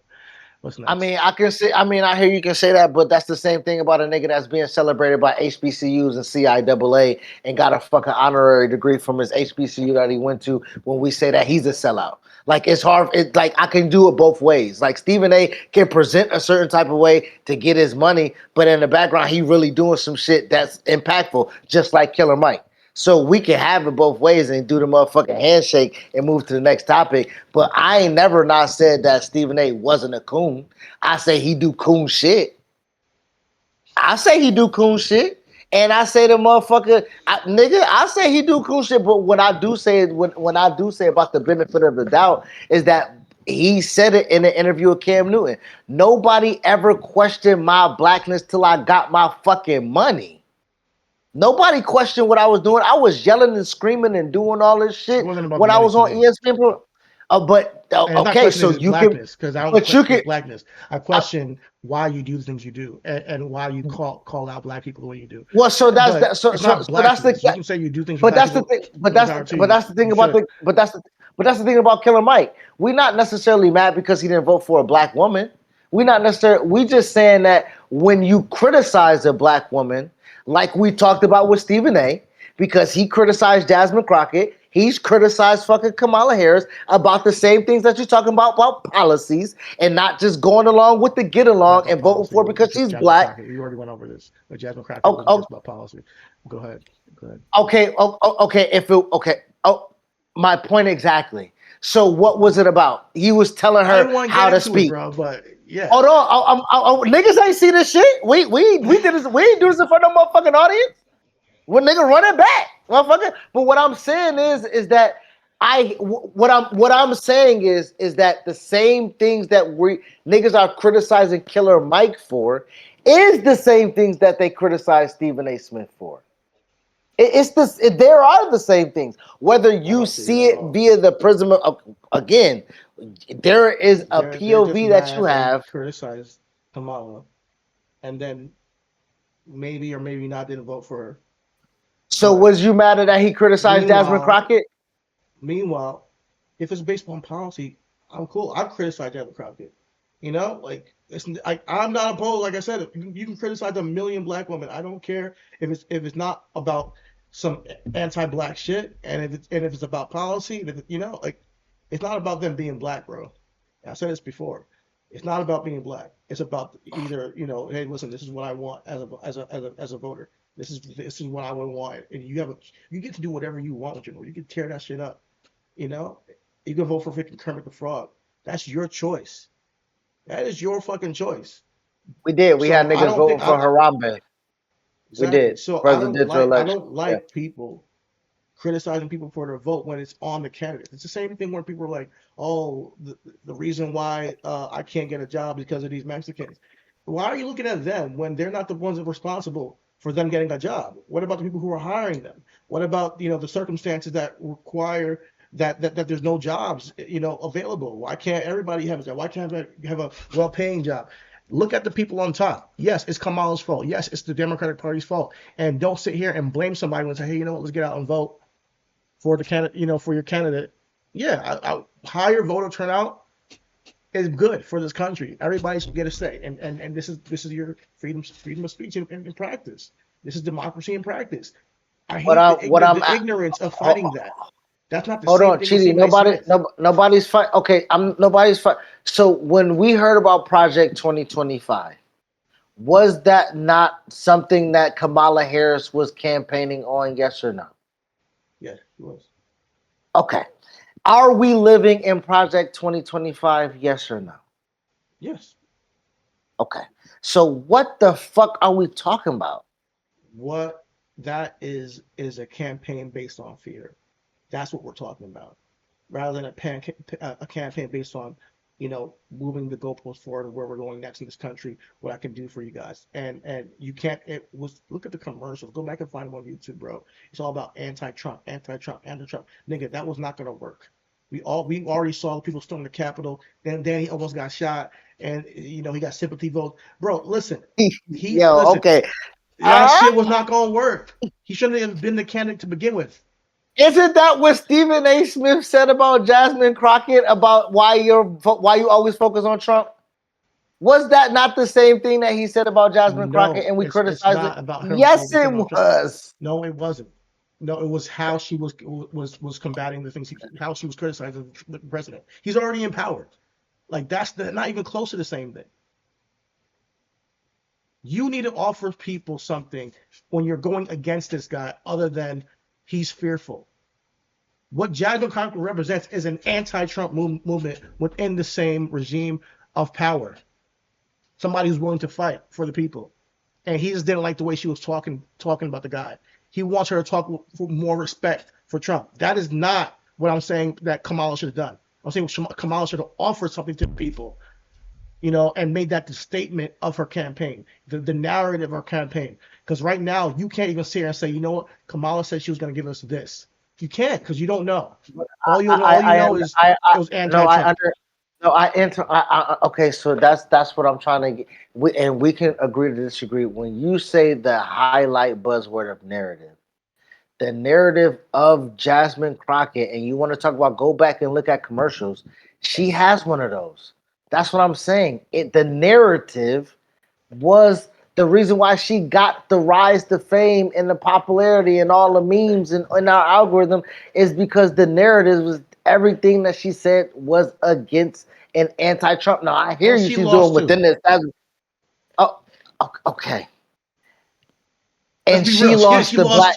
So what I'm saying is right. Hold on, and yes, but listen, Chidi, she lost the black vote. She lost the black vote. She lost the fucking black vote. She lost the black vote. Wow. Just like you should be mad when people don't offer you anything and they're just going anti-Trump shit. Maybe we shouldn't blame black people that didn't vote for the person because they had no idea what the fuck they were voting for. They just knew that, hey, it's not going to be Biden. And and we went through a recession and let's keep it a buck. You're saying you're proving my point. You're proving my point, bro. Like I know. But what I'm trying to get you to see is that they're two in this, like that. The reason why people attack Killer Mike is the same. Yes, I know. That's why I said we can. The reason why people are attacking Killer Mike is some of the reasons why they are attacking Stephen A. Smith. Now you may not have that elk, but what I am saying is the policies and losing the black vote and not having anything and being the narrative of anti-Trump and also having black men criticize you is why a lot of those black men is the shield for the black women, bro. This is what I'm trying to say. So yes, I don't cape for Stephen A. Smith and I won't cape for Killer Mike because You, as men, that's what you do. Take the shield, take the bullets. Okay, listen. The if the It's if not. the You're if not. the, It's if not. the I want you to understand. I'm not caping for Killer Mike. What I'm really upset about is the narrative that people take when it comes to black men who didn't vote for Kamala Harris or black men who just told us to stay out of the race, and they want to blame them for the reason why. I get, if all the black men, if she had 10% more black men, she still wouldn't have fucking won. Like, just let's be real, bro. There was a lot of people that voted for the nigga Trump, but like it was a blowout at one point. It was a complete blowout. It's not just black men, and that's all I'm trying to say. Please focus the energy yeah. somewhere else, because But what I they're not the primary focus. so what I'm asking, so now let's have a conversation now, and if we want to move and progress the conversation, when she is perceiving to reach across the aisle and try to get some of those voters, like you said, pro-Israel or something like that, or like, where could she have closed the gap? I Like, think she would have to have a strong. as a I think black woman, as like what, where could she have she can't be too progressive because now like she's a black woman progressive, oh nigga, like she done cut off again half the populace. Like, so where does she bridge the gap? Like, what can we say for the next woman that AOC or who, like Jasmine Crockett in 2032, like who else can we like set the fucking groundwork that they can bridge the gap, because that's tough. That's I tough. think when it comes to just, and to me, like I always say, like it's not about the race. I get it. You want to get black votes. You want to get Latino votes. You want to get this type of demographic, that type of thing. Really, to me, you want to get the working class. That is the majority of people in this country. Period. People who, and then yes, the rural workers as well, because that's not my lifestyle. I'm in the city. I'm in New York. Also, what is the agenda for the rural people, the farmers, the people who are, you got to go into town, 30, 45 minutes an hour to get milk. How can you improve their lives too? So when you come to the the the blue collar working class in the city and in the country, if you have a campaign that attacks at the root level the causes for their you know lack of wealth and lifestyle, and why they're losing in their businesses, it's gonna win. So, and I think that also is what, like, for William Mamdani, he's like, listen, and this is on mayor level. This is not even presidential. He's like, listen, he's attacking affordability. Period. There's not one time you hear this guy talk where he doesn't mention affordability. So the narrative, when you see him, it automatically think affordability every single time. When I saw Kamala Harris, all I thought was, what did she do when she was vice president? Why hasn't things changed while she's vice president? Oh, isn't she for like trans surgeries? Even though I didn't believe it, that's what I heard. That's what I heard. Oh, wasn't she like a prosecutor, against black men in LA? Those were the things that when I see her, I think of. And then she comes off as inauthentic. You got to be likable. You can't fake the funk. You have to really believe in what you believe in and stick with it over and over again. Mamdani is a perfect example. You do not see this nigga without him saying affordability and helping New Yorkers.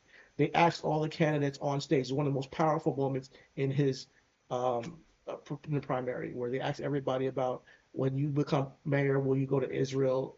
And they all said yes, and he said, no, I'm focusing on New Yorkers. The most logical thing seems absurd to people nowadays in the Democratic Party. Why do you all say like a robot that you're gonna go first thing to do is gonna go to Israel? Like it's so disconnected from people's 'Cause real lives. I gotta go meet the money. I It's gotta not. go meet It's the not gonna money. get you I gotta votes. go It's meet. not gonna get you I votes. gotta meet. I know it's not gonna get you votes, but it's gonna buy you the votes, It didn't buy because any it's votes. It gonna buy. lost. It's gonna buy. I'm well. I mean, yeah, but again, that's you got a lot of people who say they not gonna leave New York, and in Florida we've seen it. Yes, they're down here. They are moving. And I get it that that's what they said. Like, come, but what I am saying There are is now people. I you want are you to understand something. fucking over. People They have are fucking always over the moved to Florida. economy. It's not because of Zora Mamdani. People have No, I'm always not. migrated back and forth between New York and Florida. It's not like some brand I'm new I'm phenomenon. I'm I'm not saying that is a brand new phenomenon, but to my point is in this cycle, when we're talking about affordability and taxes on the rich and everything like that, a lot of people are in this case, like you said, they're fleeing instead of fighting. And so in that case, Who? he is winning. The elite are fleeing instead of fight. Like instead of just saying I'm gonna fight him with money or I'm gonna fight him by like niggas just saying "Well, he won, whatever. Like we'll just niggas is But they're doing it from but but but you gotta think about it as well too. They doing it in California. They moved from California to yeah. Texas. You know what I'm saying? Like so, like to your point, like yes, people will migrate all the time, but they migrate to where it's more beneficial and advantageous to them for them to capitalize. And so all I'm saying is that yes, it may be improving one economy up in New York, but it's definitely fucking over the economy down here in Florida. That's all I'm saying. And The we economy's got a fucked. dumb. Period. It's not because the New Yorkers going down there. Like it's fucked. Period. It's fucked everywhere, bro. And there's a difference between causation and correlation. Like and people just throw things out there because they want to put it on Mamdani. That's really what's going on. It creates a negativity around him. Oh, people were actually leaving Mamdani, and it's causing things bad here in Florida. So you don't guess what? You don't look at the That's not Florida a negative connotation. That's not a negative connotation, bro. Like don't put that on me. Don't put that on me. That's not a negative connotation. What I as just of said is May that 2026. Claims of mass exodus from New York City's elite due to Mayor Zohran Mamdani are largely considered a myth by economists, real estate experts, and current market data. This is that's what being said in the Guardian, the American Prospect. That's what people are saying. So I just looked that up, and that's what I'm trying to say. Like people will take that narrative because that was a narrative before the election. Oh, people are going to leave New York. Blah, blah, blah. It's currently a myth by the economists themselves.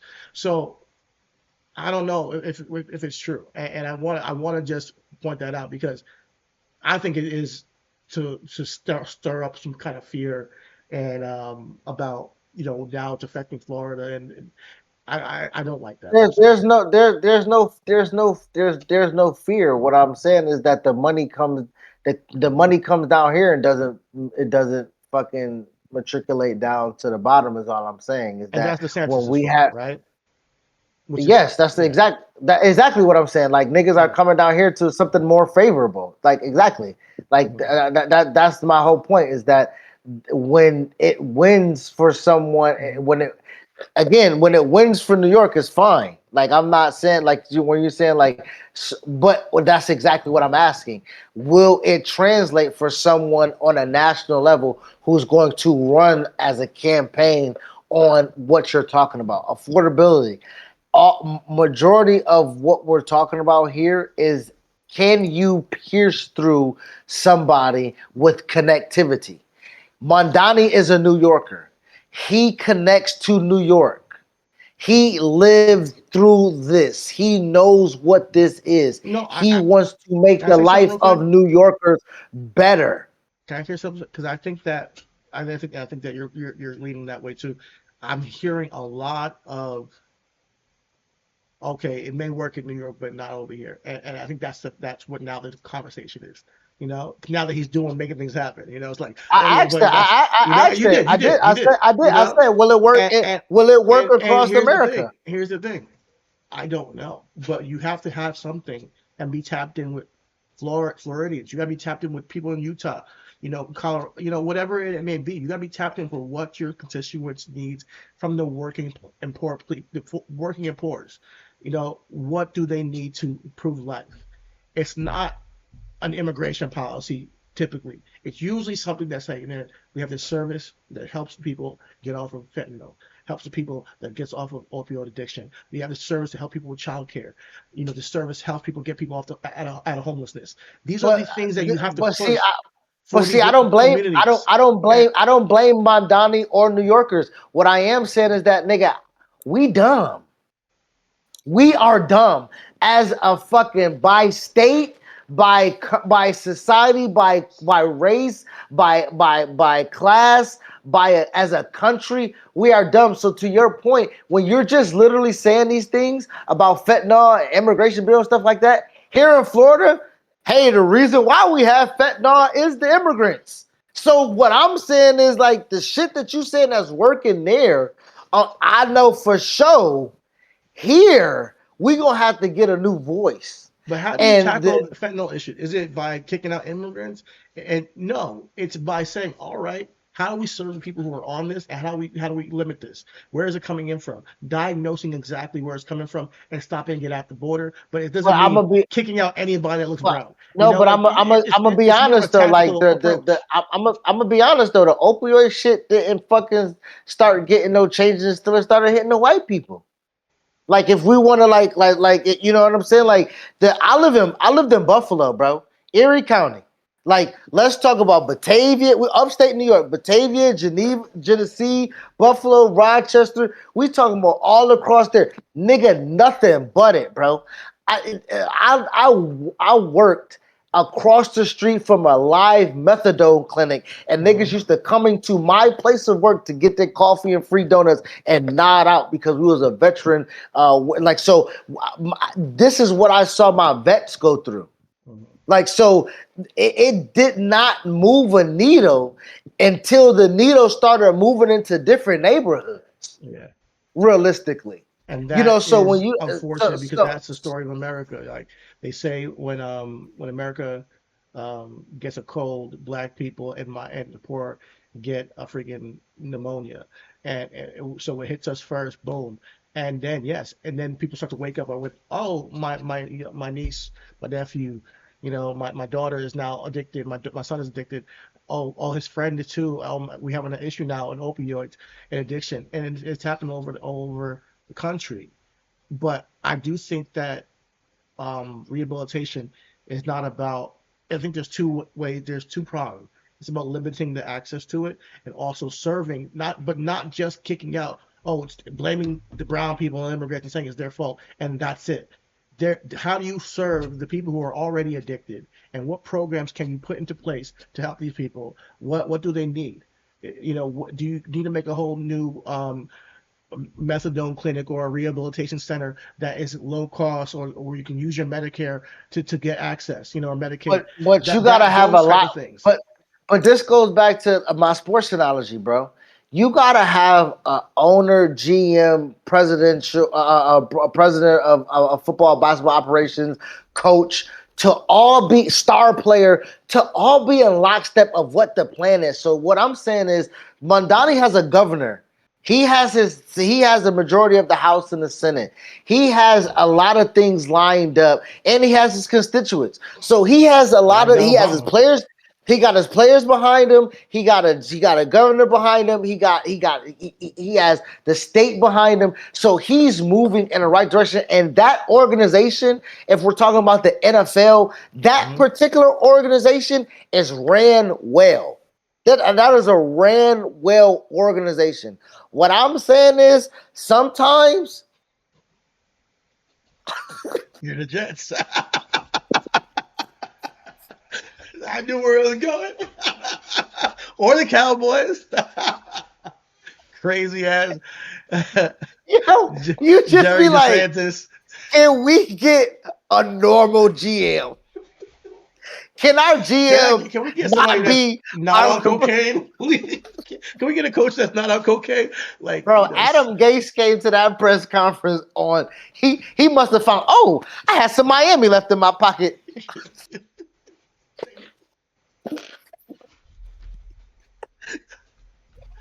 Oh my goodness, yo! He had some Tony Montana in his pocket.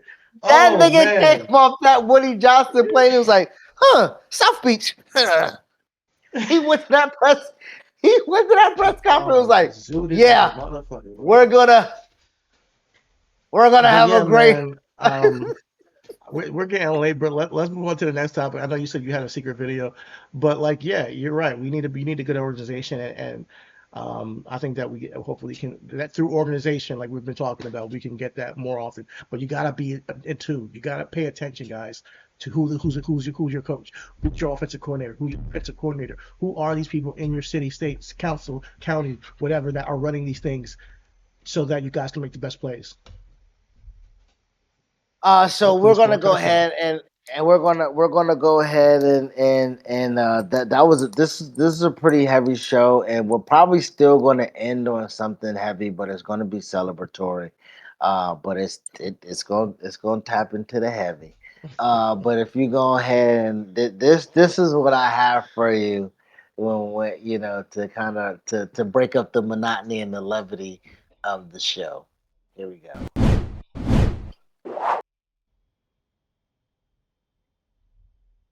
You got to share it. Oh, ha! Mother. There it is. That's my first time messing up on the show like I used to do on the opening. Here we go.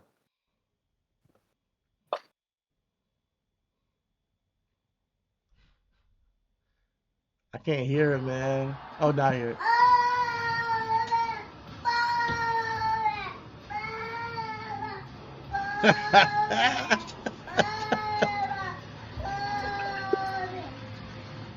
Oh my God, bro.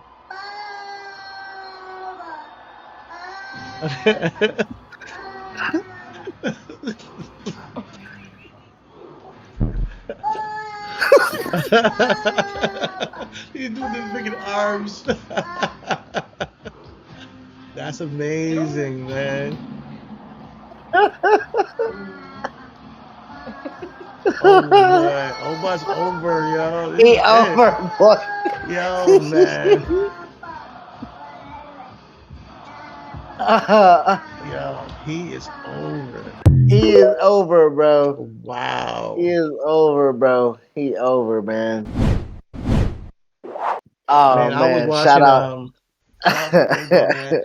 I was watching Busted Open today and they were like, yo, have is Oba was white hot. Is he just hot now or is he white hot as he was before? And they're like, oh, he's just hot now because of the open challenge. They're like, man, they should have just had him like go after Roman immediately. And that's what I was saying, bro. I was like, yo, just have him go after Roman immediately. They were all likening Oba to Hulk Hogan. Hulk Hogan's rise to the top was very skyrocket very quickly. He defeated Iron Sheik and it was over from there. Hulkamania was born. He said they think that this is only the second time in history that they found a talent like Hulk Hogan that could immediately get shot to the forefront and capitalize on him being the face of the company absolutely into this new era because it feels like it's a new era in WWE with all the releases, like the New Day being released. It feels like we're leading to a whole new era of wrestling. And on the dark side of it all, yeah, we don't want to see people like New Day go, but on the bright side of it all, they're leaving it in good hands. People like Oba, Trick Williams, Javon Evans, and so on and so forth.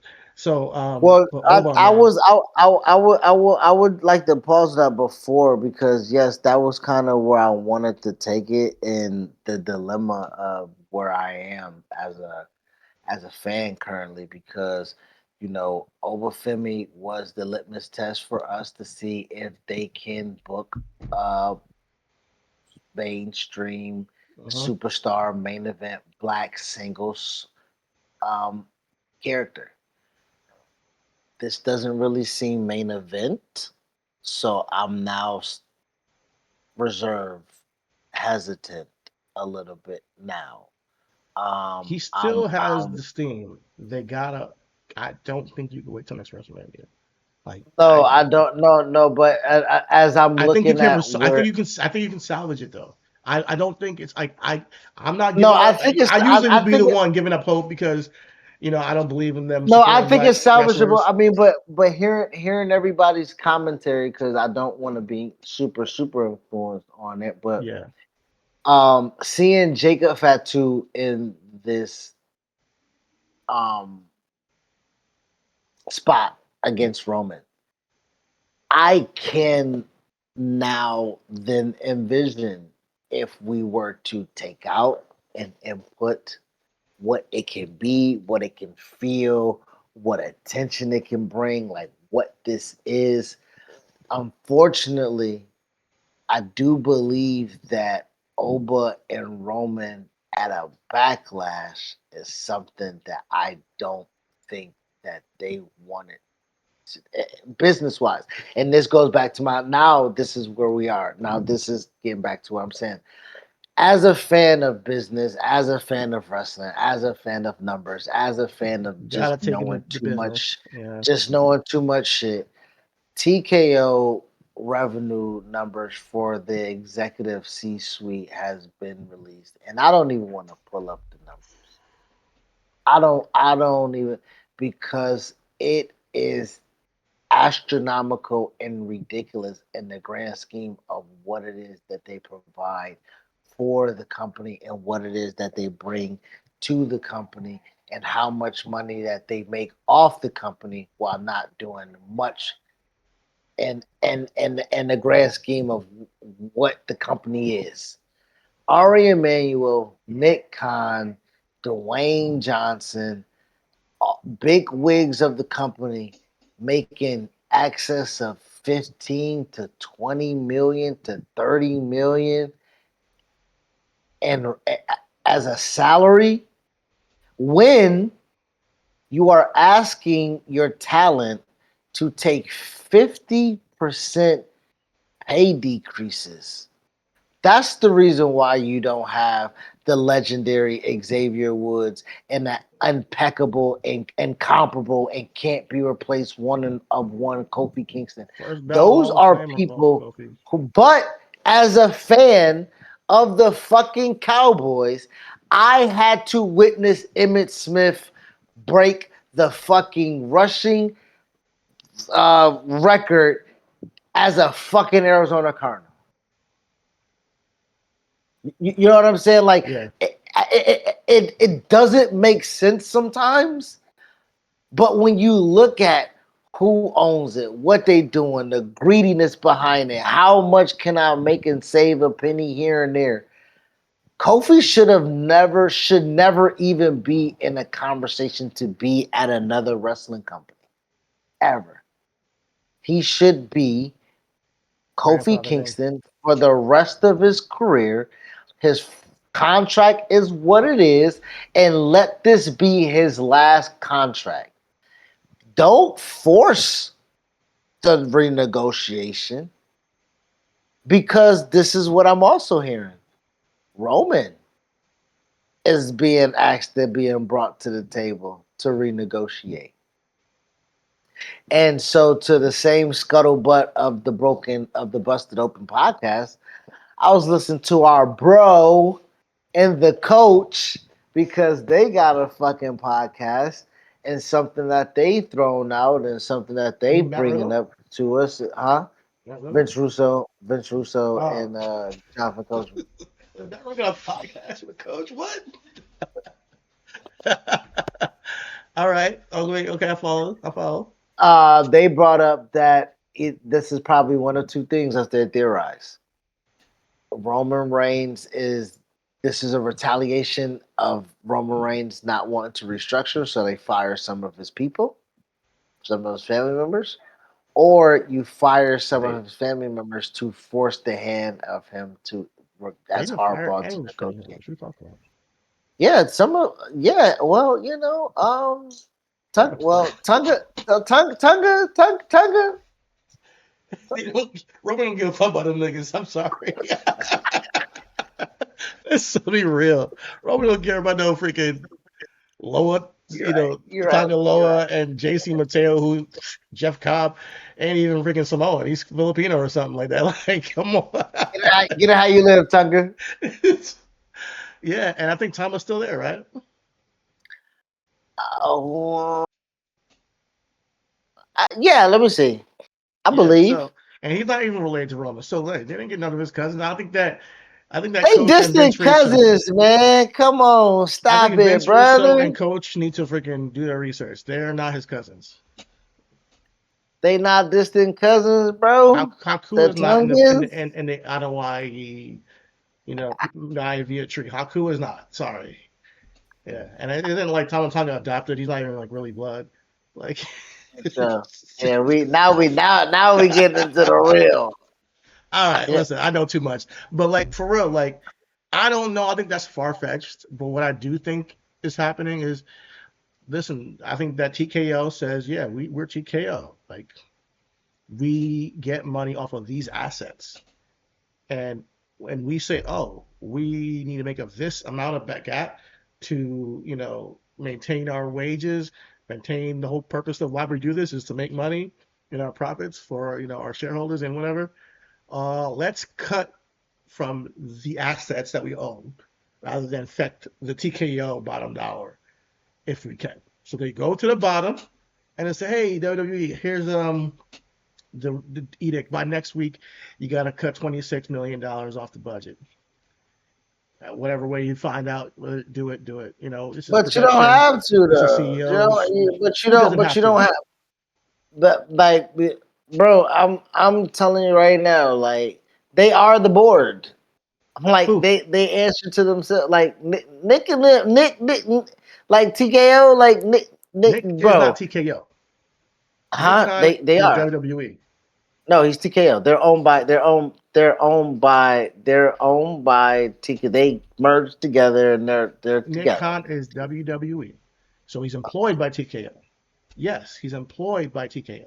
Let's be real. You're a CEO for WWE, and if I tell the CEO of WWE to cut 26 million, he's not us. We also own UFC and other stuff overseas. He got to figure out how to cut that shit. That's your job. And or else we'll find somebody else to take CEO and make the cuts properly, And he's gonna do what he has to do because he understands business. Nick Khan knows the deal. Do I But like at it? this, I don't. I don't like it at all. But but we were but talking about but at the corporations earlier. This is But how that's they my function. point. So I mean, Nick Khan should be again. Nick Khan at the seat at the table with Ari Emanuel and Mark Shapiro should be able to be able to say, bro, Oh, so say, revenue. oh, you take your bonus away and let's keep the money so we can keep the New Day. He like that's not gonna. He's in that position because he's gonna do what they say. He's he under that's why he's there. He probably knew But that this this was gonna goes. happen months ago. Yeah, they've been new, bro. This is second quarter. Yes, Mhm. like that. Like you like. You're making tens of millions of dollars in salary increases. Yes, this is exactly what we were talking about earlier. Yes, Jeff Bezos, give up a fucking $1 billion, bitch. Yes, nigga, like yes. Like we're asking y'all to split over three niggas. We're asking you to take a pay cut over three niggas. Yes. Like it should not be hard for us to ask for TKO's bottom line because again, this is what I'm trying to say. From 2014 to 2015, $18 million to $67 million, Ari Emanuel. That's a plus 272% increase. From 32 million to 43 million for Mark Shapiro. That's a 33% increase. Wait, from what year to what year? From last year to this year. From All right. last year to this year. And Nick Khan from 6 million to 24 million dollars. That's a 304% increase. That is absurd. It is. But they own it. And they make the rules. And that's why I stand for ethical business models, that we should, make a cap for how much the highest person makes in relation to the lowest person on total. Maybe But the but here highest person. but here But hear me out, bro. Mark Shapiro, bro, his salary was just over $750,000 in 2013. It was $4 million in 2024. Yeah, I can't hear you. I can't hear you. I didn't say anything. Oh, you ain't saying nothing? Oh shit. Damn, we got a delay then. I'm watching. My bad. Oh, we do have a delay. Yeah, we Okay. do. You're frozen on my end, just so you know. Okay. Yeah. Um, Ari Emanuel got 11 million, 12, almost $12 million in a bonus, bro. Like what match incentive you hit? Cause Like what ass It's what not ass just and yeah. seat you This what is ass and seat you put, bro? this is capitalism, man.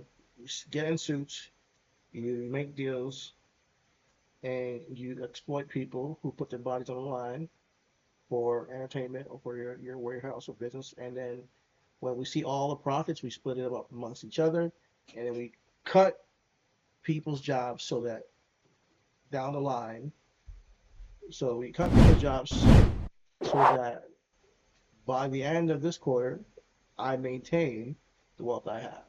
That's what the country does. Capitalism at its finest is a system built on exploitation. You're not maximizing profits if you're not exploiting somebody to maximize those profits. And it's sad but true reality.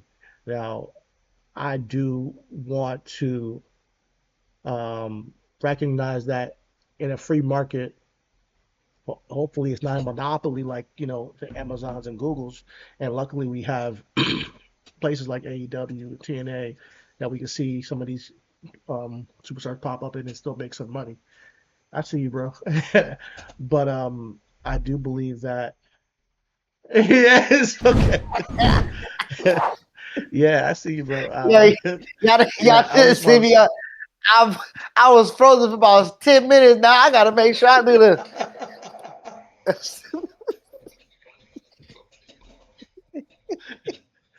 Like, it was over Nigga, here because doing the freaking before disco I was fever. like,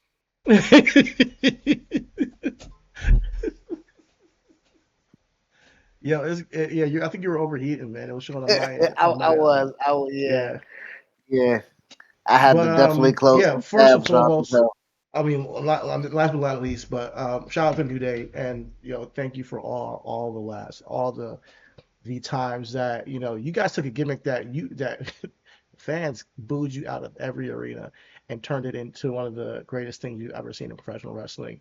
Most entertaining, segment by segment up until they up until you were released, segment by segment never failed to make people put a smile on people's face. So thank you, Kobe Kingston. Thank you, Xavier Woods, and thank you, Biggie. I know you're still with the company, but you guys all created something special, and it's sad to think that we're not going to see that again unless it's like at the Hall of Fame. But thank you for everything you provided us as as a fan I, base. I think realistically, like I'm not saying that it should or it could or it's supposed to happen with everybody. We did the same thing with our truth. Lowballed him, then converse with him, then talk to him, and fans were just like, "No, bro, like what you doing?" You know what I'm saying? I do believe that this is where we start the show, we can end the show. Unionization, right? This can be a situation They where might need one big time for now. Like wrestlers might be able to use their leverage and use their power and use use the newfound celebrity and start listen, pushing man. to narrative about unionizing. Listen, man. Y'all love the Tribal Chief. I know Chris acknowledges him. I know Ray acknowledges him. I know Rich acknowledges him. I don't acknowledge that nigga until he apologizes. But if he really wants me to acknowledge him, he'll do what Hulk Hogan couldn't do, and that'd be the Tribal Chief for these wrestlers who are getting their wage cut in half and get axed to get their wage cut in half. Do I expect that? No, because he's good. He's trying to feed his kids. But if he did He's not just trying to feed his kids, he's trying to feed 170 170 kids. 170 kids, man. He might be down for the cause of the motherfucker, you know what I'm If he saying? He means it, trying to yeah. If he's really about that, and they're asking him for pay cuts too, and he sees where the writing on the wall. But what I think is what they would do is they would more than likely pull him on the inside and give him more money to not do something like that. He's the Hulk Hogan guy, And Cody Rhodes, I believe, is also in that vein where they're trying to do something good for him. But if they came together, Cody and Roman, Randy's, and say, "Hey, man, it's that time." Seth. Seth, But Drew. we already know Seth. But we gotta talk about too, like you really like it's bro, you gotta think about the like. Let's talk about it. Top heavy. Like let's say top. Let's do top 10. Right.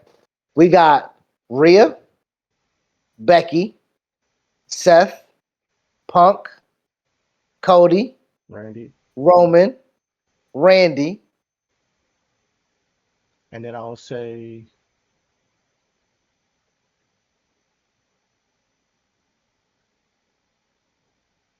Paul Heyman.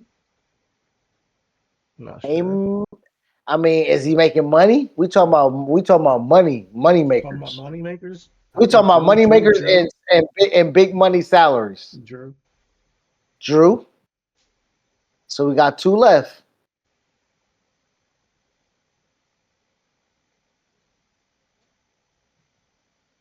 Anybody else on the You said women's side? Becky, Liv.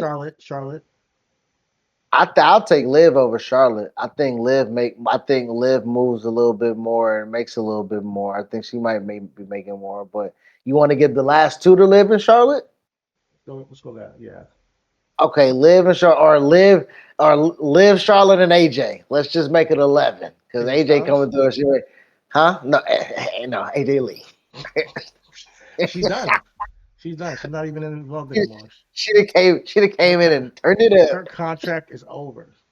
So true. So let's just so now with the top 10, now we gotta have a majority sway. It gotta be 6-4.